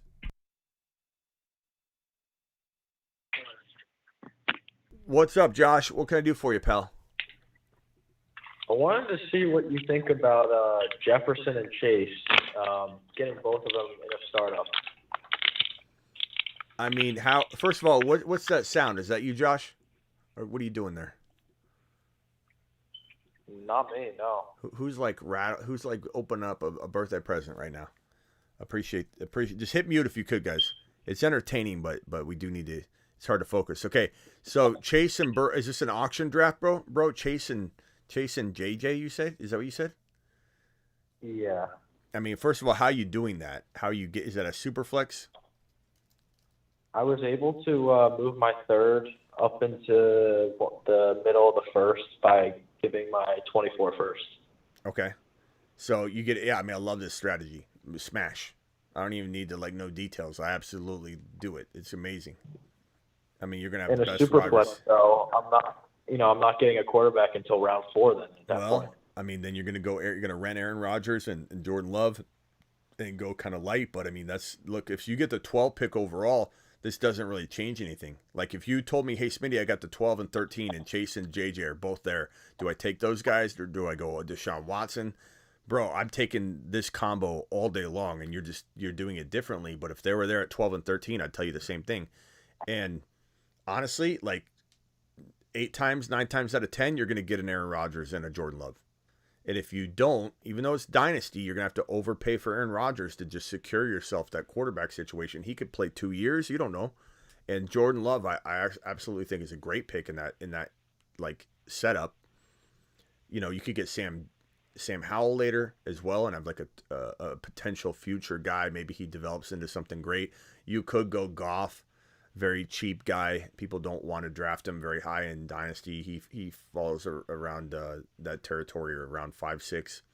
But it really just depends. You got to kind of feel the draft out as you go, because you might see Aaron Rodgers floating and he's going to last to the fourth round, or you might see him go and you might have to panic and get a couple guys at the earliest possible territory. But, I've seen guys fall that shouldn't fall, and I've seen guys go early that shouldn't go early. I've seen Danny Dimes go like 14 overall in a super flex before. So this would smash, bro. This would smash. You just got to build the quarterback room smartly. You can't botch it. You got to do what you can do with what you're given, but execute it properly, and then you're going to crush it. Appreciate it. Ron said Cousins. Hang tight real quick. Let's go over to who hasn't talked yet that's on the line. Josh, have you talked yet?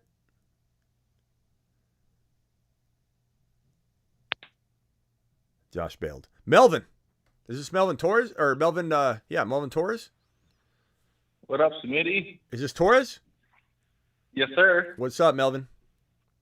Hey, thanks for getting my ball prediction. Yeah, appreciate your super chat, my guy. You're the man. Yeah, you too, man. What can I do for you? I'm just here hearing. Okay. If you got anything, just chime in. Let's go over to does Blake have anything he wants to add? Blake from Minnesota, you got anything else you want to add, bro?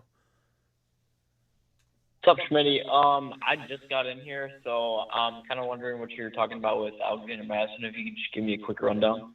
Yeah, I mean, all we were saying was that Madison's ADP, so I started off the show just saying Madison's ADP is in the middle of the 5th round. Is it too high? Is it perfect? Is it too low?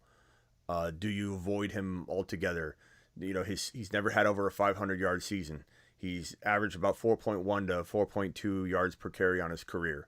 So he's looked good in spots. He's looked bad in spots. He's, got no pedigree necessarily to be, where he's at right now. So, are we freaking out, or is he going to step up? Logic kind of tells you, like when we think about these scenarios, how many of these scenarios work out? Not as many as fail, right? So there's risk involved. And all I was saying at the beginning of the show was, when I look at a ADP board or this draft right here, and I see Mattison going right next to Pacheco, I'd rather Pacheco.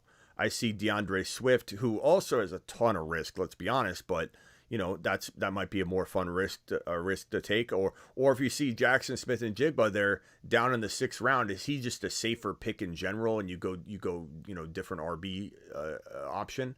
Do you take Rachaad White, who's down there in the 7th round? Do you take especially, I don't like the fact that Madison's even sniffing where Kenneth Walker and London are the round prior. I don't love Madison's ADP, but I also don't hate it. I just don't love it. It's not a steal. It bakes in some of the risk, but not all of it. But his upside, is definitely present there in that 5th round. But I take Pacheco. Who goes usually in round 6 every time over Alexander Mattison, every time. And I don't know that everybody agrees with me on that. This is not a hey, Madison's gonna bust video by any means. I like Mattison a lot. We've always liked Mattison on this channel, but he doesn't necessarily have like a cakewalk, opportunity. He's gonna have to hold on to the job. McBride's a very good running back that's probably gonna start off as the number 3. Ty Chandler will probably be the 2. McBride's got a huge fumbling problem. Maybe they don't trust him at all. If he goes out there and fumbles the ball at all, they just rip him right out. But his metrics are through the roof. So McBride's like a very confusing prospect. But I don't know. Here's the deal. The bottom line is this. I want Mattison in one. If I had 4 or 5 leagues, and I didn't do all these best ball drafts, if I just played in 4 leagues and that was all I had, I would be tempted to have him in one of them, but I would not want him in more than one. And I'd be very tempted to just, I don't know, just depends on where the value was, whether I did actually get involved. That's all we were talking about today. How do you feel about Mattison? So So when Cook has gone down, like without playing with Dalvin Cook, he's been a great running back. But like I don't really have a big opinion on it because I'm not too sure about it. But sounds like some of the other running backs will get touches, or like McBride might come into a bigger workload and maybe take some of that away. Because I mean, I'm a Vikings fan, and a lot of people that I talk to, they do like Mattison, but to me, like maybe his stats are good without Cook, but I just think watching him play, he doesn't look like a good running back. Like his yards per carry isn't great. I mean, he's just mediocre. Yeah. Steven, you can call in and argue your ridiculous Lamar Jackson crushes Justin Fields take if you want to. Mattison is okay, but nothing to write home about. Is crazy. Mattison is only 25. Seems like he's been in the league for 10 years. Says D-Town. I mean, these are all legitimate comments. I mean, like I said, when I started the live stream, I wasn't really taking a stance one way or the other. I was merely saying he feels like kind of fitting in mid-round 5. If he climbs higher, I'm out. If he falls a little later, I'm more likely to get in. If he stays at 5.5, 5.7, I'm just like indifferent. I'm not extremely excited about him there, and I'm not against it. So I'm just very much in the middle of the road territory on Mattison and his ADP. Frankie, you got anything? Oh, go ahead. Do you prefer J.K. Dobbins over him? Well, we had a big old debate on that already, but I mean, I could go back and forth. I honestly, I go back and forth on it. I part of me wants to have Mattison. Part of me wants to have JK. JK's very injury prone, very big injury risk. The offense is changing. It's going pass heavy, despite all the numbers that Steven tried to read off of a pamphlet. He's going into a different environment. This is not going to be the same environment. This is a Todd Monken system that is, and he's holding out right now. He's missing the build. He's missing the revamp. He's missing learning the offense. And has anybody heard word if he's reporting yet or not? I haven't even heard if there's been any update on that I might have missed while I'm doing all this other stuff. Has anybody seen it? Has J.K. Dobbins reported? Has anybody heard it? Anybody on the phone line heard it? I mean, he's holding out right now in a critical part of everybody learning a new offense. Like, there's a lot of red flags with J.K., but J.K. Dobbins is a talented player that could average 5 yards per carry. Will he stay healthy? I don't know. Will Mattison stay healthy? I don't know. They're pretty much two peas in a pod in that 5th round to 6th round territory, really. You know, they kind of both. You can't really fault somebody for liking Mattison over J.K. or J.K. over Mattison. They're two very similar players, and they both have tremendous upside and both have tremendous risk. So, I don't know. Like, I'm indifferent. I'm indifferent. I mean, the fact that he's holding out is just stupid. Like, what nerve does he have to say, "Hey, I should be getting paid, you know, a whole lot more," when he hasn't been on the field? Like, he needs to go out there and prove himself. It doesn't make any sense at all. He has no leverage whatsoever, and he has no reason to hold out. There's nothing to warrant holding out. Steven, what is this nonsense you're talking about? Like, Steven, if you said I like Lamar over Fields, you know what I would tell you, Steven? I would say, do you? I disagree. I don't hate your take. I just don't agree with it whatsoever. 100% disagree with it, but I still understand it. What do you say, Steven, to me? That my take is insane? That the fact that I like Fields over Lamar Jackson's insane? Steven, you're totally just making your take look so fandom-like. You're just embedded in this. You're a Baltimore Raven fan, and you're just telegraphing that to everybody by being so one-sided about it. You could see it coming from a mile away. Well, I'm glad I'm doing that. You could see it coming from a mile away. Yeah, but you could see it coming from a mile away. How is it insane to like Justin Fields over a guy that's been busting on you for 3 straight years. And if I remember correctly, and Ron Navy's got a memory of an elephant, I'm just going to tap right into his memory bank right now.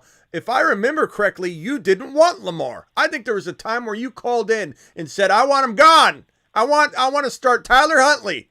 That's what you said. If he wanted to go somewhere else, I was sick and tired of the drama, and I was over it, and I'm not backing off of that. So, I'm glad they re-signed him. I know why they re-signed him, because Washington was coming after him, and they didn't have a choice. But at the same time, he's there, and all I'm going to say is this. If Lamar stays healthy for 17 games, and Justin Fields, let's say all the quarterbacks do, all the top, where does Lamar finish? If he doesn't get hurt, and he runs the whole season, where does he finish? Okay, is he a top 3 quarterback? First of all, you're living in a fairy tale world where this guy's got hold on. Steven, hold on. Let me just answer the question.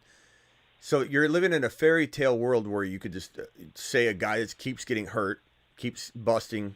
He has a grade 2 to 3 PCL tear that we have had no real updates on. They're of course going to let you think it's all healed and ready to go, but that is something that he may never heal from. It may heal. There may be no more swelling, but there's probably some damage to that PCL that will never be fully back to normal. So you're living in a fairy tale world where you say he's going to play 17 games. But let's say he did play 17 games. Fields played 17 games. Burrow played 17 games. If every player played 17 games, I think he could be in the top 6 quarterbacks, top 6 to 7 quarterbacks. It's not out of the realm of possibility. He definitely could. Could Trevor Lawrence outscore him? Absolutely. Could Fields outscore him? Absolutely, Steven. Because Fields runs the ball like an absolute monster. This is a 1,000-yard running quarterback. And I know Lamar runs too, but guess what? They're not going to run as much this year, Steven. They're going to try and throw the ball and force Lamar Jackson into a box and say, you're going to become this heavy passing quarterback. Lamar doesn't do well, Steven. You know this. When they try and force him not to run the ball. When they try and force him not to run, he doesn't have a good year. It's historically the way it is. On top of that, Steven, Fields, you assume Fields is not going to get better. That's part of your argument. You don't think he had no wide receivers, Steven. No wide receivers. He's got DJ Moore now. Cole Kmet's going to be all over the field. They improved the offensive line. And it's a very underrated offensive line, to be honest. And you're going to see that now that he's got actual room to navigate and actual defensive field stretching. But go ahead, Steven. All I said was, if Lamar plays 17 games, where do you rank him as far as where he would have to be at least a top 5 quarterback if he plays? I could give him a 5. And he's going to play. The knee is fine. All the reports that I've got coming out of Baltimore is he's fine. And you guys are going to have some problems with this team this year. You always do. Over there at Raw and the Steelers, we're going to have our growth out just like we always do. But we're gonna have something a little bit more to offer this year. Here, and, I think that the Ravens, JK, and the guys are being underrated, and they're all biased for me. I'm taking they away. got a brand new offense they got to learn. How do you think they're going to come out swinging? They got to relearn a whole new offense. The JK's holding out. Lamar Jackson's never been in a new offense before. Hey, real quickly, can I hit replay? Ron, can you regurgitate what Steven said on a previous live stream? I'm going to hit the play button, and Ron's going to read off the script from his elephant brain. I believe it says something to the tune of, I want Lamar gone, but I'm going to hit the button and see what comes out of Ron's mouth. Go, boom. Yeah, Lamar, I don't like him. I want him gone from the team. We could do better with Huntley. And the offense will run a lot smoother with Huntley than Lamar. I don't like Lamar there no more. Lamar doesn't deserve the big deal that he got. And yeah, that's. Hey Ron, that's what Ron's a little. Hey Ron, what did TJ Watt do to Huntley? What did TJ Watt do to Huntley the last play of the game? Destroyed him. Yeah. Right, but I'm not taking anything away from Baltimore. One thing's for a fact is AFC North teams, especially the Steelers and Baltimore, they play each other the hardest of any two teams in the NFL every year, and they're always close games. I mean, that's a fact. So it is a fact. Hey guys, split. real quickly, can I go to Sick Nasty? Sick Nasty said he has to hang up and go to work, and he just wanted to say something real quick. Go ahead, Sick Nasty. Hey, I just had a quick question. I was wondering. All right, so if a quarterback has a top 10 receiver, what's the floor for that quarterback as far as season long? I mean, it's case by case, you know what I mean? Like DJ Moore is a top 12 to 14 guy in my mind, but what he does for Fields is not something you can measure against, let's say, another quarterback that's better, like a more like passing heavy quarterback getting a receiver. Like it's all case by case. Nothing can be measured like that. I just think DJ Moore does for Fields and turns Fields into a 3,800 yard passer instead of a 2,200 yard passer, and he's going to still run from 900 to 1,100 yards because he's going to run more efficiently. He's going to have the defense stretched out. Fields is going to break off a little play to the right side of the field. I could see it now, scrambling around, looking to throw, decides to tuck it, and there's nobody between him and about 30 yards of grass. And then he's going to step out of bounds instead of scrambling between about 6-7 guys and getting smashed to pieces. So anybody that thinks Fields is not going to run anymore because they're throwing more, it's going to be more efficient running. But DJ Moore is a big part of that. And if you gave him DJ Moore or a better wide receiver, I don't even know that the receiver would necessarily produce better than DJ Moore will produce, because I don't know that Fields is gonna, and he could turn into a 4,500 yard passer. I think everybody trying to define him right now is making a mistake, because this man was not some scrambling quarterback in college. He was an actual drop back passer, and he couldn't do that. It's like judging Josh Allen as not a throwing quarterback coming out of his rookie year. What do people say about Josh Allen? All I can do is run. He didn't have weapons. Once they gave him weapons, he became an elite passer. Like, Fields can become that. People need to chill in defining these quarterbacks before they have a chance to really evolve and develop at the National Football League level. Like, look at Jalen Hurts. Everyone said he was not accurate. He wouldn't be a good passing quarterback. He could go out and throw for a 450-yard game anytime he wants. Tell me that's not an elite passing quarterback. So to answer your question, it's hard to measure that, bro. But, obviously... Hey, my question was more aimed at the C.J. Stroud and Tank Dell situation. Like, we all love Tank Dell, so I'm just trying to figure out, like, if Tank Dell can potentially be a top 10 receiver, what does that mean for C.J. Stroud as far as, like, in, like, a super flex, having him as, like a late quarterback that you can take that has, like, a good potential to be 15, top 15, top 20. I think that Tank Dell doesn't become that if Stroud's not doing well. So it's more about, like, Tank Dell needs Stroud to be that guy.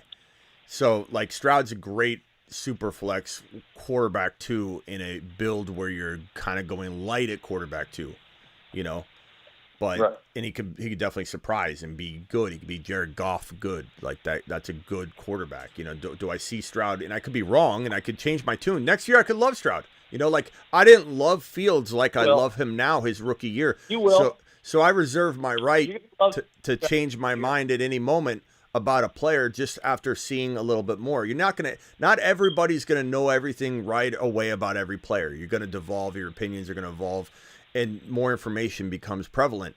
But I do believe that Stroud will be good, very good, and I believe that the Texans are building something special. And D'Amico's amazing. They love him there. This is like a very, very well-built team. They're not the Texans of old. They're not the Texans that had Deshaun Watson. This is the team and GM and staff that got rid of that situation and is building something new. And so I like Stroud. I like Stroud a lot. I don't think he becomes a top 5 or 6 quarterback, but he's going to be good enough to make Tank Dell, top 12 to 15 capable. Like, I love Tank Dell. I'm not saying Tank Dell for sure drops that, but I'm drafting Tank Dell quietly as my favorite wide receiver 4. Like, he's my first bench wide receiver, and that could burn me. It could burn me, but I'm going to grab a lot of Curtis Samuel. Like, I own a lot of Dotson. I got Dotson and Curtis Samuel in a lot of leagues. I'm covered. I'm covering myself in smart ways that I feel like I'm covering one of my wide receivers and cuffing them. I'm grabbing Tank Dell as my 4th wide receiver. I'm getting a lot of other guys that I really, really like that could have huge upside. But Tank Dell could be a guy you throw into your wide receiver 3 and he blows up all year. Or he could take a while to develop and we don't see anything until next year. It's very, very possible. But all I know is Stroud loves him. Stroud wanted him. Stroud said, draft that man. They drafted him. The rapport is crazy between the two. So for me, it feels like everything's moving in the right direction. Only injury or some unforeseen situation would make Tank Dell derail, I believe. Like, honestly, I feel that confident about it. I've been taking him and CJ Stroud late in a lot of the weeklies. So, yeah. I think he'd do good with Stroud. I'm big on Stroud. He's the most accurate rookie quarterback out there. He's going to smash all the other rookie quarterbacks. I think his upside's huge. He's definitely I safer. completely and totally disagree. I think Anthony Richardson's going to be the one that you want. Richardson has not proven. I mean, geez, come on. He's athletic. Well, yes, Ron, that's the way most people feel, though, Ron. Ron. He's not proven as far as accuracy of passing. He's not proven anything. Stroud, I'd make you a bet right now, Steven. Stroud over Richardson this year. Stroud has better numbers and does better than Richardson. All right, I'll take that bet with you. All right, what are you guys doing? I'll call in and I'll just give all praise to Ron Navy for being the smartest man in the room. I will admit it. No. This is what we'll do, Steven. If Stroud beats Richardson, then you come in, you make a video saying Ron Navy was right, put it on your forehead, and then I'll do the same thing if Richardson's better than Stroud. And then you send me the video. Send me the video clip on Instagram or wherever. Email it to me. And then I don't. Well, that's the problem. I don't have Instagram or any of that stuff. You can email. Open your flip phone. Take a photo then. Steven, I'll do that. I'll accept it. I'll take that bet. I'll figure out a way to get it done one way or the other. Take a flash picture, I'm a man Steven. of my word, and that's Anthony Richardson versus C.J. Stroud. I'll take it. Take a flash picture. Hello. Hello. Yeah, what happened? Hello. Who's saying hello? Hey, Scott, this is where the Baltimore Ravens are going this year. Very blessed indeed. All right, who's taking another deuce? Steven gifted 1 YouTube exclusive membership. Appreciate that. I got to cycle you guys off the phone line. It's getting a lot out of control. Who was yelling, hello, hello, hello? That was me. Smitty. Who's that? It's very blessed indeed. Okay, go ahead, Very Adam. blessed indeed. Okay, you got 10 seconds, 15 seconds. So, as far as the bet between Ron and Steve, Ron, you're going to lose this one, bro. I usually agree with everything you say, but you're wrong about Stroud being better than Richardson. Well, no one's wrong yet. No one's wrong yet. But somebody's either backing up a fork truck or they just got out of their car. No, that's your massive ego, Steven. They're backing into the building here. I'm just kidding. Go ahead. Go ahead, Adam. Well, as far as fantasy-wise, I do not see Stroud outdoing Just kidding, Steven. Richardson. I just don't. Richardson, I say you're looking at probably somewhere between 8 to 10 touchdowns on the ground alone. I think he'll start from day one. I think Stroud will start from day one. With that being said, I think Stroud's going to be just fine, especially during the playoffs now he's when it's going to matter the most because he's got the Titans twice. And now he's hedging. When you need that's the perfect team to pick on during playoff time. But as far as careers, I think Richardson will have a better career than I think the bottom line is this: we could careers. We're talking about this year. Well, we could argue back and forth on this one, guys. I mean, honestly, the majority of people agree with Richardson. Battle of the rookies. year. Most people agree with the Richardson take. They're talking about Minshew starting, and so Richardson might not even get to start the year. So, again, ADP is telling us that the majority of people like Richardson more, but I think anybody could argue that Richardson's got more risk, maybe a little bit more upside or ceiling, but way more risk. Stroud is more steady Eddie. Stroud's going to probably be, like, if one of them was going to be a complete bust, it would be Richardson, but he also could be a marvel. You know, a top five quarterback. He could be. But we have to see it play out. We've never seen a quarterback like Richardson before. That could be a good or a bad thing. But nobody's right or wrong yet. There's two very arguable points. Adam, appreciate you. I got to jump you off the phone line here, pal, because I need to move on. I got to go order food and everything. All right, Nate. Later. Talk to you later. Blake from Mini, you got 10 seconds. Go. I got nothing, Schmitty. All right, Blake, appreciate you, man. Blake shooting blanks. Frankie Knuckles, 10 seconds. Thanks for the show, Smitty. I appreciate it. And no hard feelings, Scott. I got a lot of respect for the Ravens, too. They're a tough team. That's it. All right, later. Frankie, appreciate you. Thanks again to Blake from Mini. Blake, you're my boy, Blue. Let's go to Steven. Let's get Steven off this phone line. Just kidding, Steven. I give Steven a hard time, but I like him. We were talking earlier about the Eagle offense and A.J. Brown that was brought up in the chat versus Devonta Smith. And so I'm sitting here and I'm looking at the numbers. A.J. Brown had 145 targets, 88 receptions. Smith had 136 targets, 95 receptions for almost a 70% percentage of catch. 1196 versus 1496. Now, A.J. Brown had the majority of the bigger plays, and then 11 touchdowns versus 7 touchdowns. Now, if you start 2 running back in a redraft league, I don't know, third round, late third round, whenever, I don't know where Devonta Smith is going, or if you could get him in the 4th. No, but if you were going to do that, that wouldn't be a bad choice. He's not going in the 4th. He's going in the 2nd sometimes, Steven. He's going in the 2nd or 3rd. He's usually in the 3rd, I believe. But you know, sometimes people take him really early. But I kind of hear where you're going with this, and I do agree that, like, if A.J. Brown misses any time, I'm just talking about wide receiver 1 potential if something would happen to Brown. Yeah, look, as I've said before many times on the show, if A.J. Brown with his knees goes down, Devonta Smith is going to be a top. I mean, he's already a top 10 wide receiver. He was last year. He's going to be locked in there. But I agree with that stance. I love Devonta Smith. I think he's an absolute phenomenal. I'll tell you what, and just and I'll jump off here just as a football perspective. I don't know that you look at Justin Jefferson, a lot of these other guys. Devonta Smith is right there. He is one hell of a young wide receiver talent. The kid is really good. All right, Steven, appreciate you. Later, pal. All right, man. I don't know about stop calling him JJ, but we love him. All right, let's go to Melvin Torres. Melvin, final thoughts, pal? Don't forget to follow me on Threads. You're almost getting 800 followers already in treats. Yeah, on Threads. Yeah, bro. I'm excited. I appreciate all of you guys support me, and I dropped the link in the live chat. Let me drop the link again right now. Please go to let me see if I can copy this link real quick.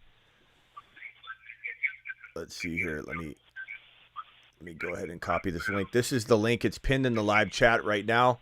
I'm dropping it right now in the comments as well. This is my Threads. It's Instagram, basically, or Meta. Mark Zuckerberg, Facebook. They created this platform called Threads that is competing with Twitter, and they dropped it last night, and it's just been a big controversy because people are just jumping ship, at least in my industry for sure, jumping ship onto Threads from Twitter. And so I really love the platform. I hate Twitter, and I'm taking all of my efforts and all that I'm doing on Twitter and on TikTok, and I'm plugging all that time into Threads. So I've been putting posts up like crazy. Threads is going to be a big part of my content. Nothing's getting taken away from YouTube or Instagram. So if you enjoy what you enjoy right now, it's fine. But you're going to be seeing all of that effort from TikTok and Twitter all focused on Threads. So please follow me there.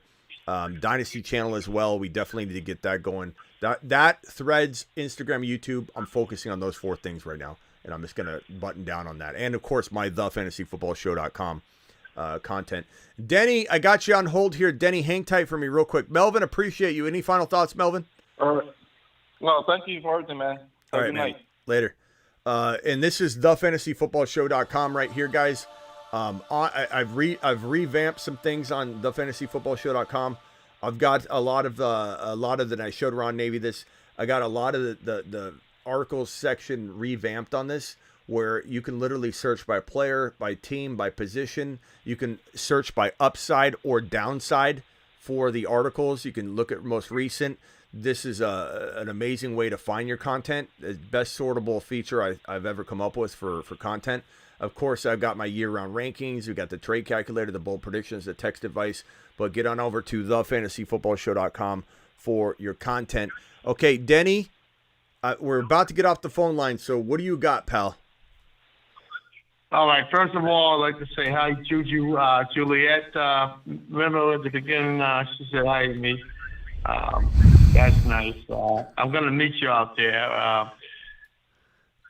I'm going to tell you something right now, Smitty, right? Yes, you want to Dragon. hear this? Yes, Dragon. What can I do for you, Dragon? By the way, Denny, do you remember you wanted me to rename you Dragon on the show? You just came out of the blue and said, I really feel like I should be renamed Dragon. Okay, you got it. Denny the Dragon. What can we do for you, Denny? Go ahead. Yeah, Juju Smith, she's awesome. Dude, I just got information, right? Here's a new one for you, right? My neighborhood bully just died. Your neighbor what? My neighborhood bully, the one that beat the shit out of me all the time, he died. Okay. That's weird. You know what I mean? That's a weird day. I'm sorry to hear that. Your bully died. I think, you know what? I think it's a sad day, to tell you the truth. I love bullies. I stood up to them, though. I did. I'm sorry to hear that your arch nemesis died. Denny, appreciate you. I'm jumping off the phone line. Is there anything else besides well wishes to him? Rest in peace, the bully. Is there anything else you'd like to add? I'd like you to say Juju Smith Oliver. Juju Smith Oliver? Is that your friend? She's my friend, yes. Okay. She's just on me. She's never on here. But Juju, if you say Juju, I'll say Smith, and then you say Oliver. Okay, ready? Let's do it together. Juju. Smith. Oliver. Oliver. Whatever helps you get that tail, Denny. I'm all for it. Denny, I appreciate you. I gotta let you jump. We'll see you later, pal. All right. Later on. What, Ron? Jarhead. No. Yeah, Ron's on here. Hey, Ron, can you say Juju Smith Oliver for me? Juju Smith Oliver. So you guys are the best. All right, later, Ron. Later. I'll see you in Vegas. Yeah, Ron you better be Navy, there. you're the best. You better be there. Smith Oliver, you're the best, guys. Later. Okay, Scuba Steve, final thoughts. Go. Scuba. Hey, Smitty, this is a quick question. I don't know if you covered this during the live stream. Dalvin Cook, Michael Florio saying that he thinks that he's going to go to the Jets. If that does happen, what's the fantasy value between Breece Hall and Dalvin Cook? Yeah, we talked. Do they cancel each other out? We talked about this yesterday. Mike Florio is just sitting at home, this is on his podcast or something, not on the actual show. And he just said that, he's thinking that. I think he's projecting. I don't think what I'm hearing is the Miami Dolphins are still very, very, very much the strongest contender for Dalvin Cook's services. The Jets would have to pay a lot of money, and I don't think they're looking to spend that kind of money on the backup running back because he would not be the starter. Would he play a lot of the time? Could he hurt Breece Hall's value? Absolutely.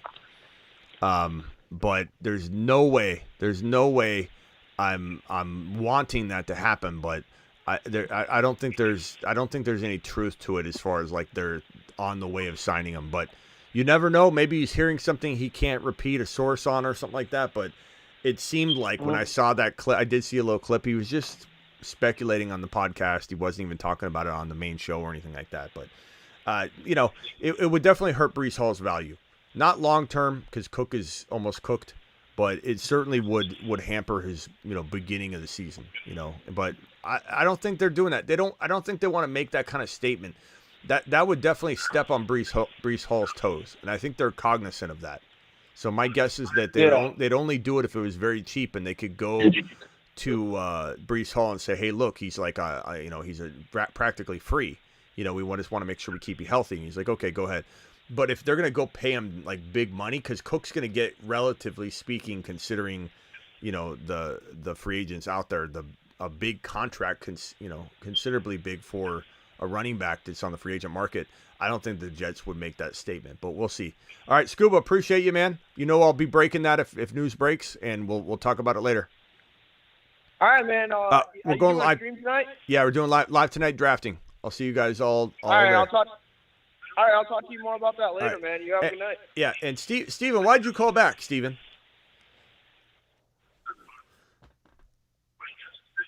Steven? He must have butt dialed. Maybe he butt dialed you. Yeah. All right, Ron, final thoughts, Ron. Yeah, well, bold prediction, I think Hopkins ends up on the Rams. And I don't know, something just tells me he's going to end up on the Rams. And I'm a little disappointed. I didn't get my shout out. Did you follow Ron? Did you fold? I followed you, and I never got my shout out. You didn't notice. I haven't gone through them all yet. I was going to wait until I got everybody off the phone. Let's go through them while Ron's here. So the newest additional followers, David S. already said, Joseph Servin already said, I believe, Ryan Wilkins, Chester, Jonathan M., Rich Keltz. We got David Ski. We got Skin. We got Hollywood. We got Carlos 209. We got Music. Thank you for following. Ron Navy, there he is. 24K official. Matto. Appreciate Matto. We got Rojo Sosa. Appreciate you. Andres. Appreciate you. Knight 42. Ryan Olson. Kristen P. And Aaron Y.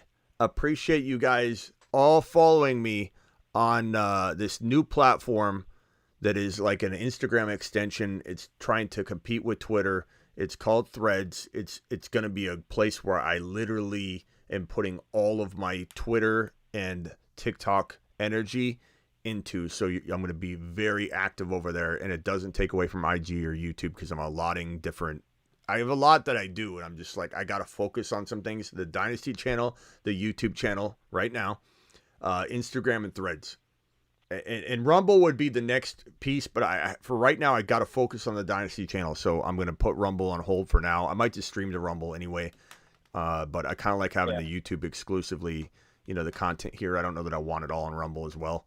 We'll have to see on that. But the Dynasty channel, YouTube, this main channel, Threads, IG, that's where you're going to find me. So make sure, Twitter's going to tumble. Whether people want to defend it or not, or it doesn't matter. It's going to tumble because even if you like Elon Musk, he made a grave mistake in taking away all the verifications. And Twitter and Zuck, they're doing a similar thing to where they're not taking away all of the people that have been verified, whereas Elon did. And the problem with that is it completely ruined the verification process. And now, if you don't pay the $13 a month or $11 a month on Twitter, you now can't even read more than 600 tweets a day. So he's forcing you to buy it. And I'm not saying that the service wouldn't be worth $11 a month. I think sometimes people don't realize that these services could be better if you had just a tiny little membership. But the way he's going about it has definitely put a bad taste in a lot of people's mouths, whether they want to admit it or not. And it's just making the whole thing kind of crumble. And so Zuckerberg, even if you hate him, he struck at the right time. He dropped this platform at the last, second last night or early evening. and everybody's been flooding over to it. So that link is pinned in the live chat, and and just being honest, because I do actually love Elon Musk. I know a lot of people don't like him. I like him. You what? I wouldn't count him, and I like Twitter now more than I've ever liked Twitter, simply because I can say what I want and not get censored for it. And There's no other platform that I can say what I want and they censor you. And I do agree with that from a free speech perspective, and that does suck. Like, I kind of wish, I'll just be honest, I wish that Elon Musk made this platform, versus buying Twitter and then turning Twitter into what. Well, but I hate Twitter anyway. He's going to revamp Twitter, and actually his plan is not his plan is to take over YouTube. Well, hopefully he doesn't do it. But I don't know that I want that now. I love Elon Musk, but what he did to Twitter, he destroyed it. He did. He does, because Twitter was full of bots, verified bots. They came out and they said it. People were getting bots verified. The verifications weren't accurate. I love the free speech part. He should have just kept that as the talking point. Like, hey, I took over for free speech and let it ride. But when he tried to turn it into something that nobody. So he's got to clean it up, and then he's got to hire people that he trusts into the company. And Zuckerberg's already. I mean, he kind of had a head start and everything, but I wouldn't count Musk out. I think Musk is fully capable of making Twitter something. He better win he better win this boxing match against Zuckerberg, though, because if he loses that to Zuck too, he's gonna Zuckerberg toothpick. Well, we'll see. Elon Musk better win that fight. Denny dropping a $20 hauler on the screen. Alert. Super chat alert.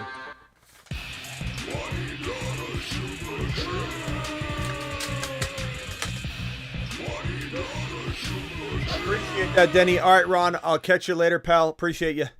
Well, we'll be drafting tonight, so I'll see you tonight.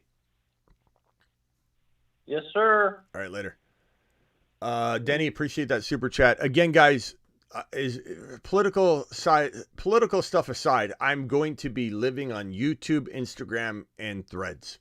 And you don't have to follow me over there, but I promise you the content's going to be amazing over there because I'm excited about it. People are excited about it.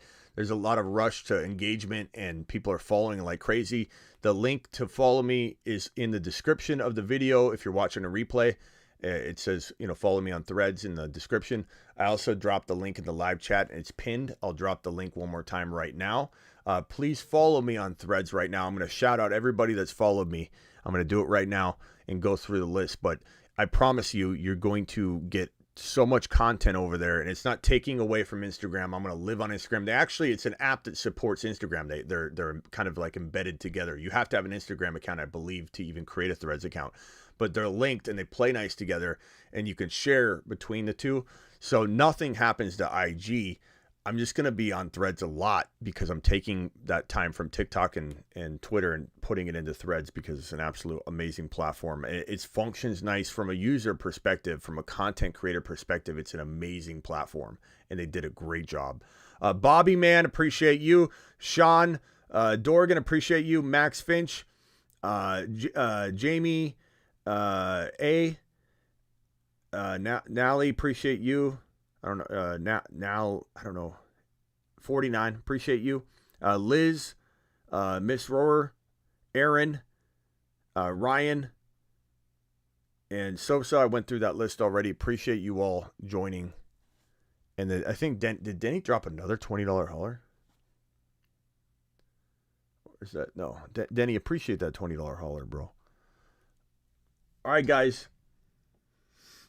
I'll see you tonight. We're drafting tonight. The Underdog Fantasy link is right here. I'm going to replace the pin link with the Underdog link right now. But please click that link right now before I unpin it. And I just dropped it already a second ago. But please follow me on Threads because you will miss content if you don't follow me. Let me shout out anybody else that might have clicked that follow button over on Threads before I leave. We got Izzy, we got Ethan, we got Blackbeard, and Bobby Mann are the last four that joined and followed me over on Threads. Here's the Underdog Fantasy promo code Smitty link. Please click on that link right now and sign up for Underdog Fantasy promo code Smitty. They'll match up to $100. Hold on. I got an ad playing on my phone very loud. Hold on. Okay, let me pin this link real quick. Okay, link has been pinned. Go to Underdog Fantasy promo code Smitty. They'll match up to $100 in your first deposit. And we're drafting tonight. If you don't click that link right now, which I've pinned in the live chat, which I've dropped in the live chat, you will miss out on getting into the drafts tonight. So click it now. Minimum of $10.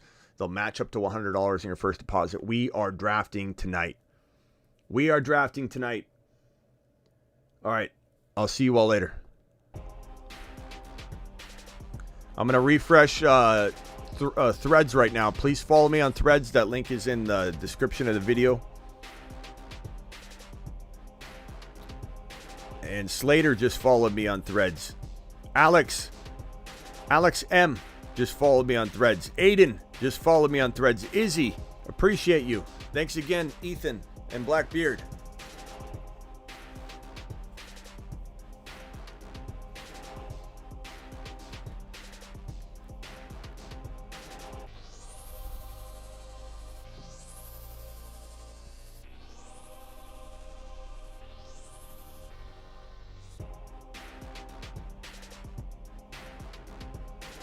Let's see who else followed on Threads. Link is in the description.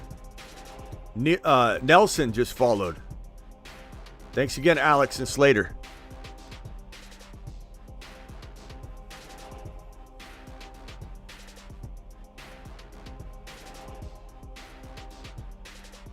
All right, guys. One more refresh. Thank you for following me on Threads, guys. Link is in the description of the video.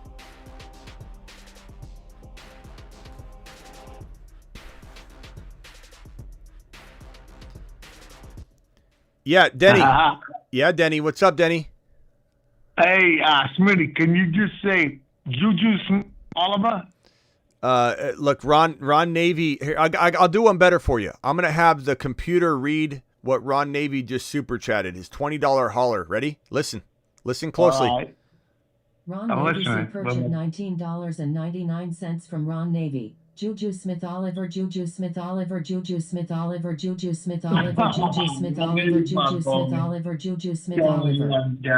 Jeez, Juju's listening right now. Is that service? Is that service or is that service? Is that service? That's the best service you've ever got in your life. It's a service, man. I can't tell you, man. Love you, Ron Navy. I love you, Smitty. Hey, I'll be over there.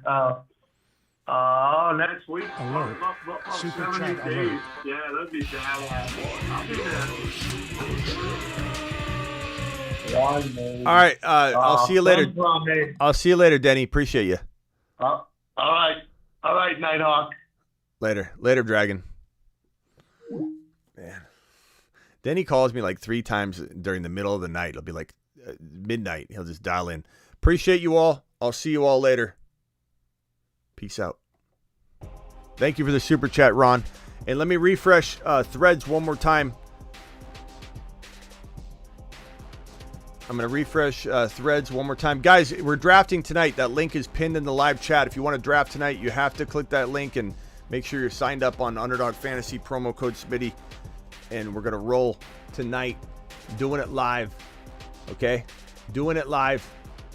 And here's the Threads link. If anybody wants to follow me on Threads, I'm shouting people out right now. I'll continue to do this next show as well. Let me drop this link in the live chat. The link pinned is for the drafts tonight.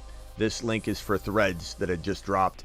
And the people that have followed me since I read the names off last were as follows. Nelson, Jeff, Jonathan M, Gerardo, Nico, Israel R. Appreciate you all. See you tonight.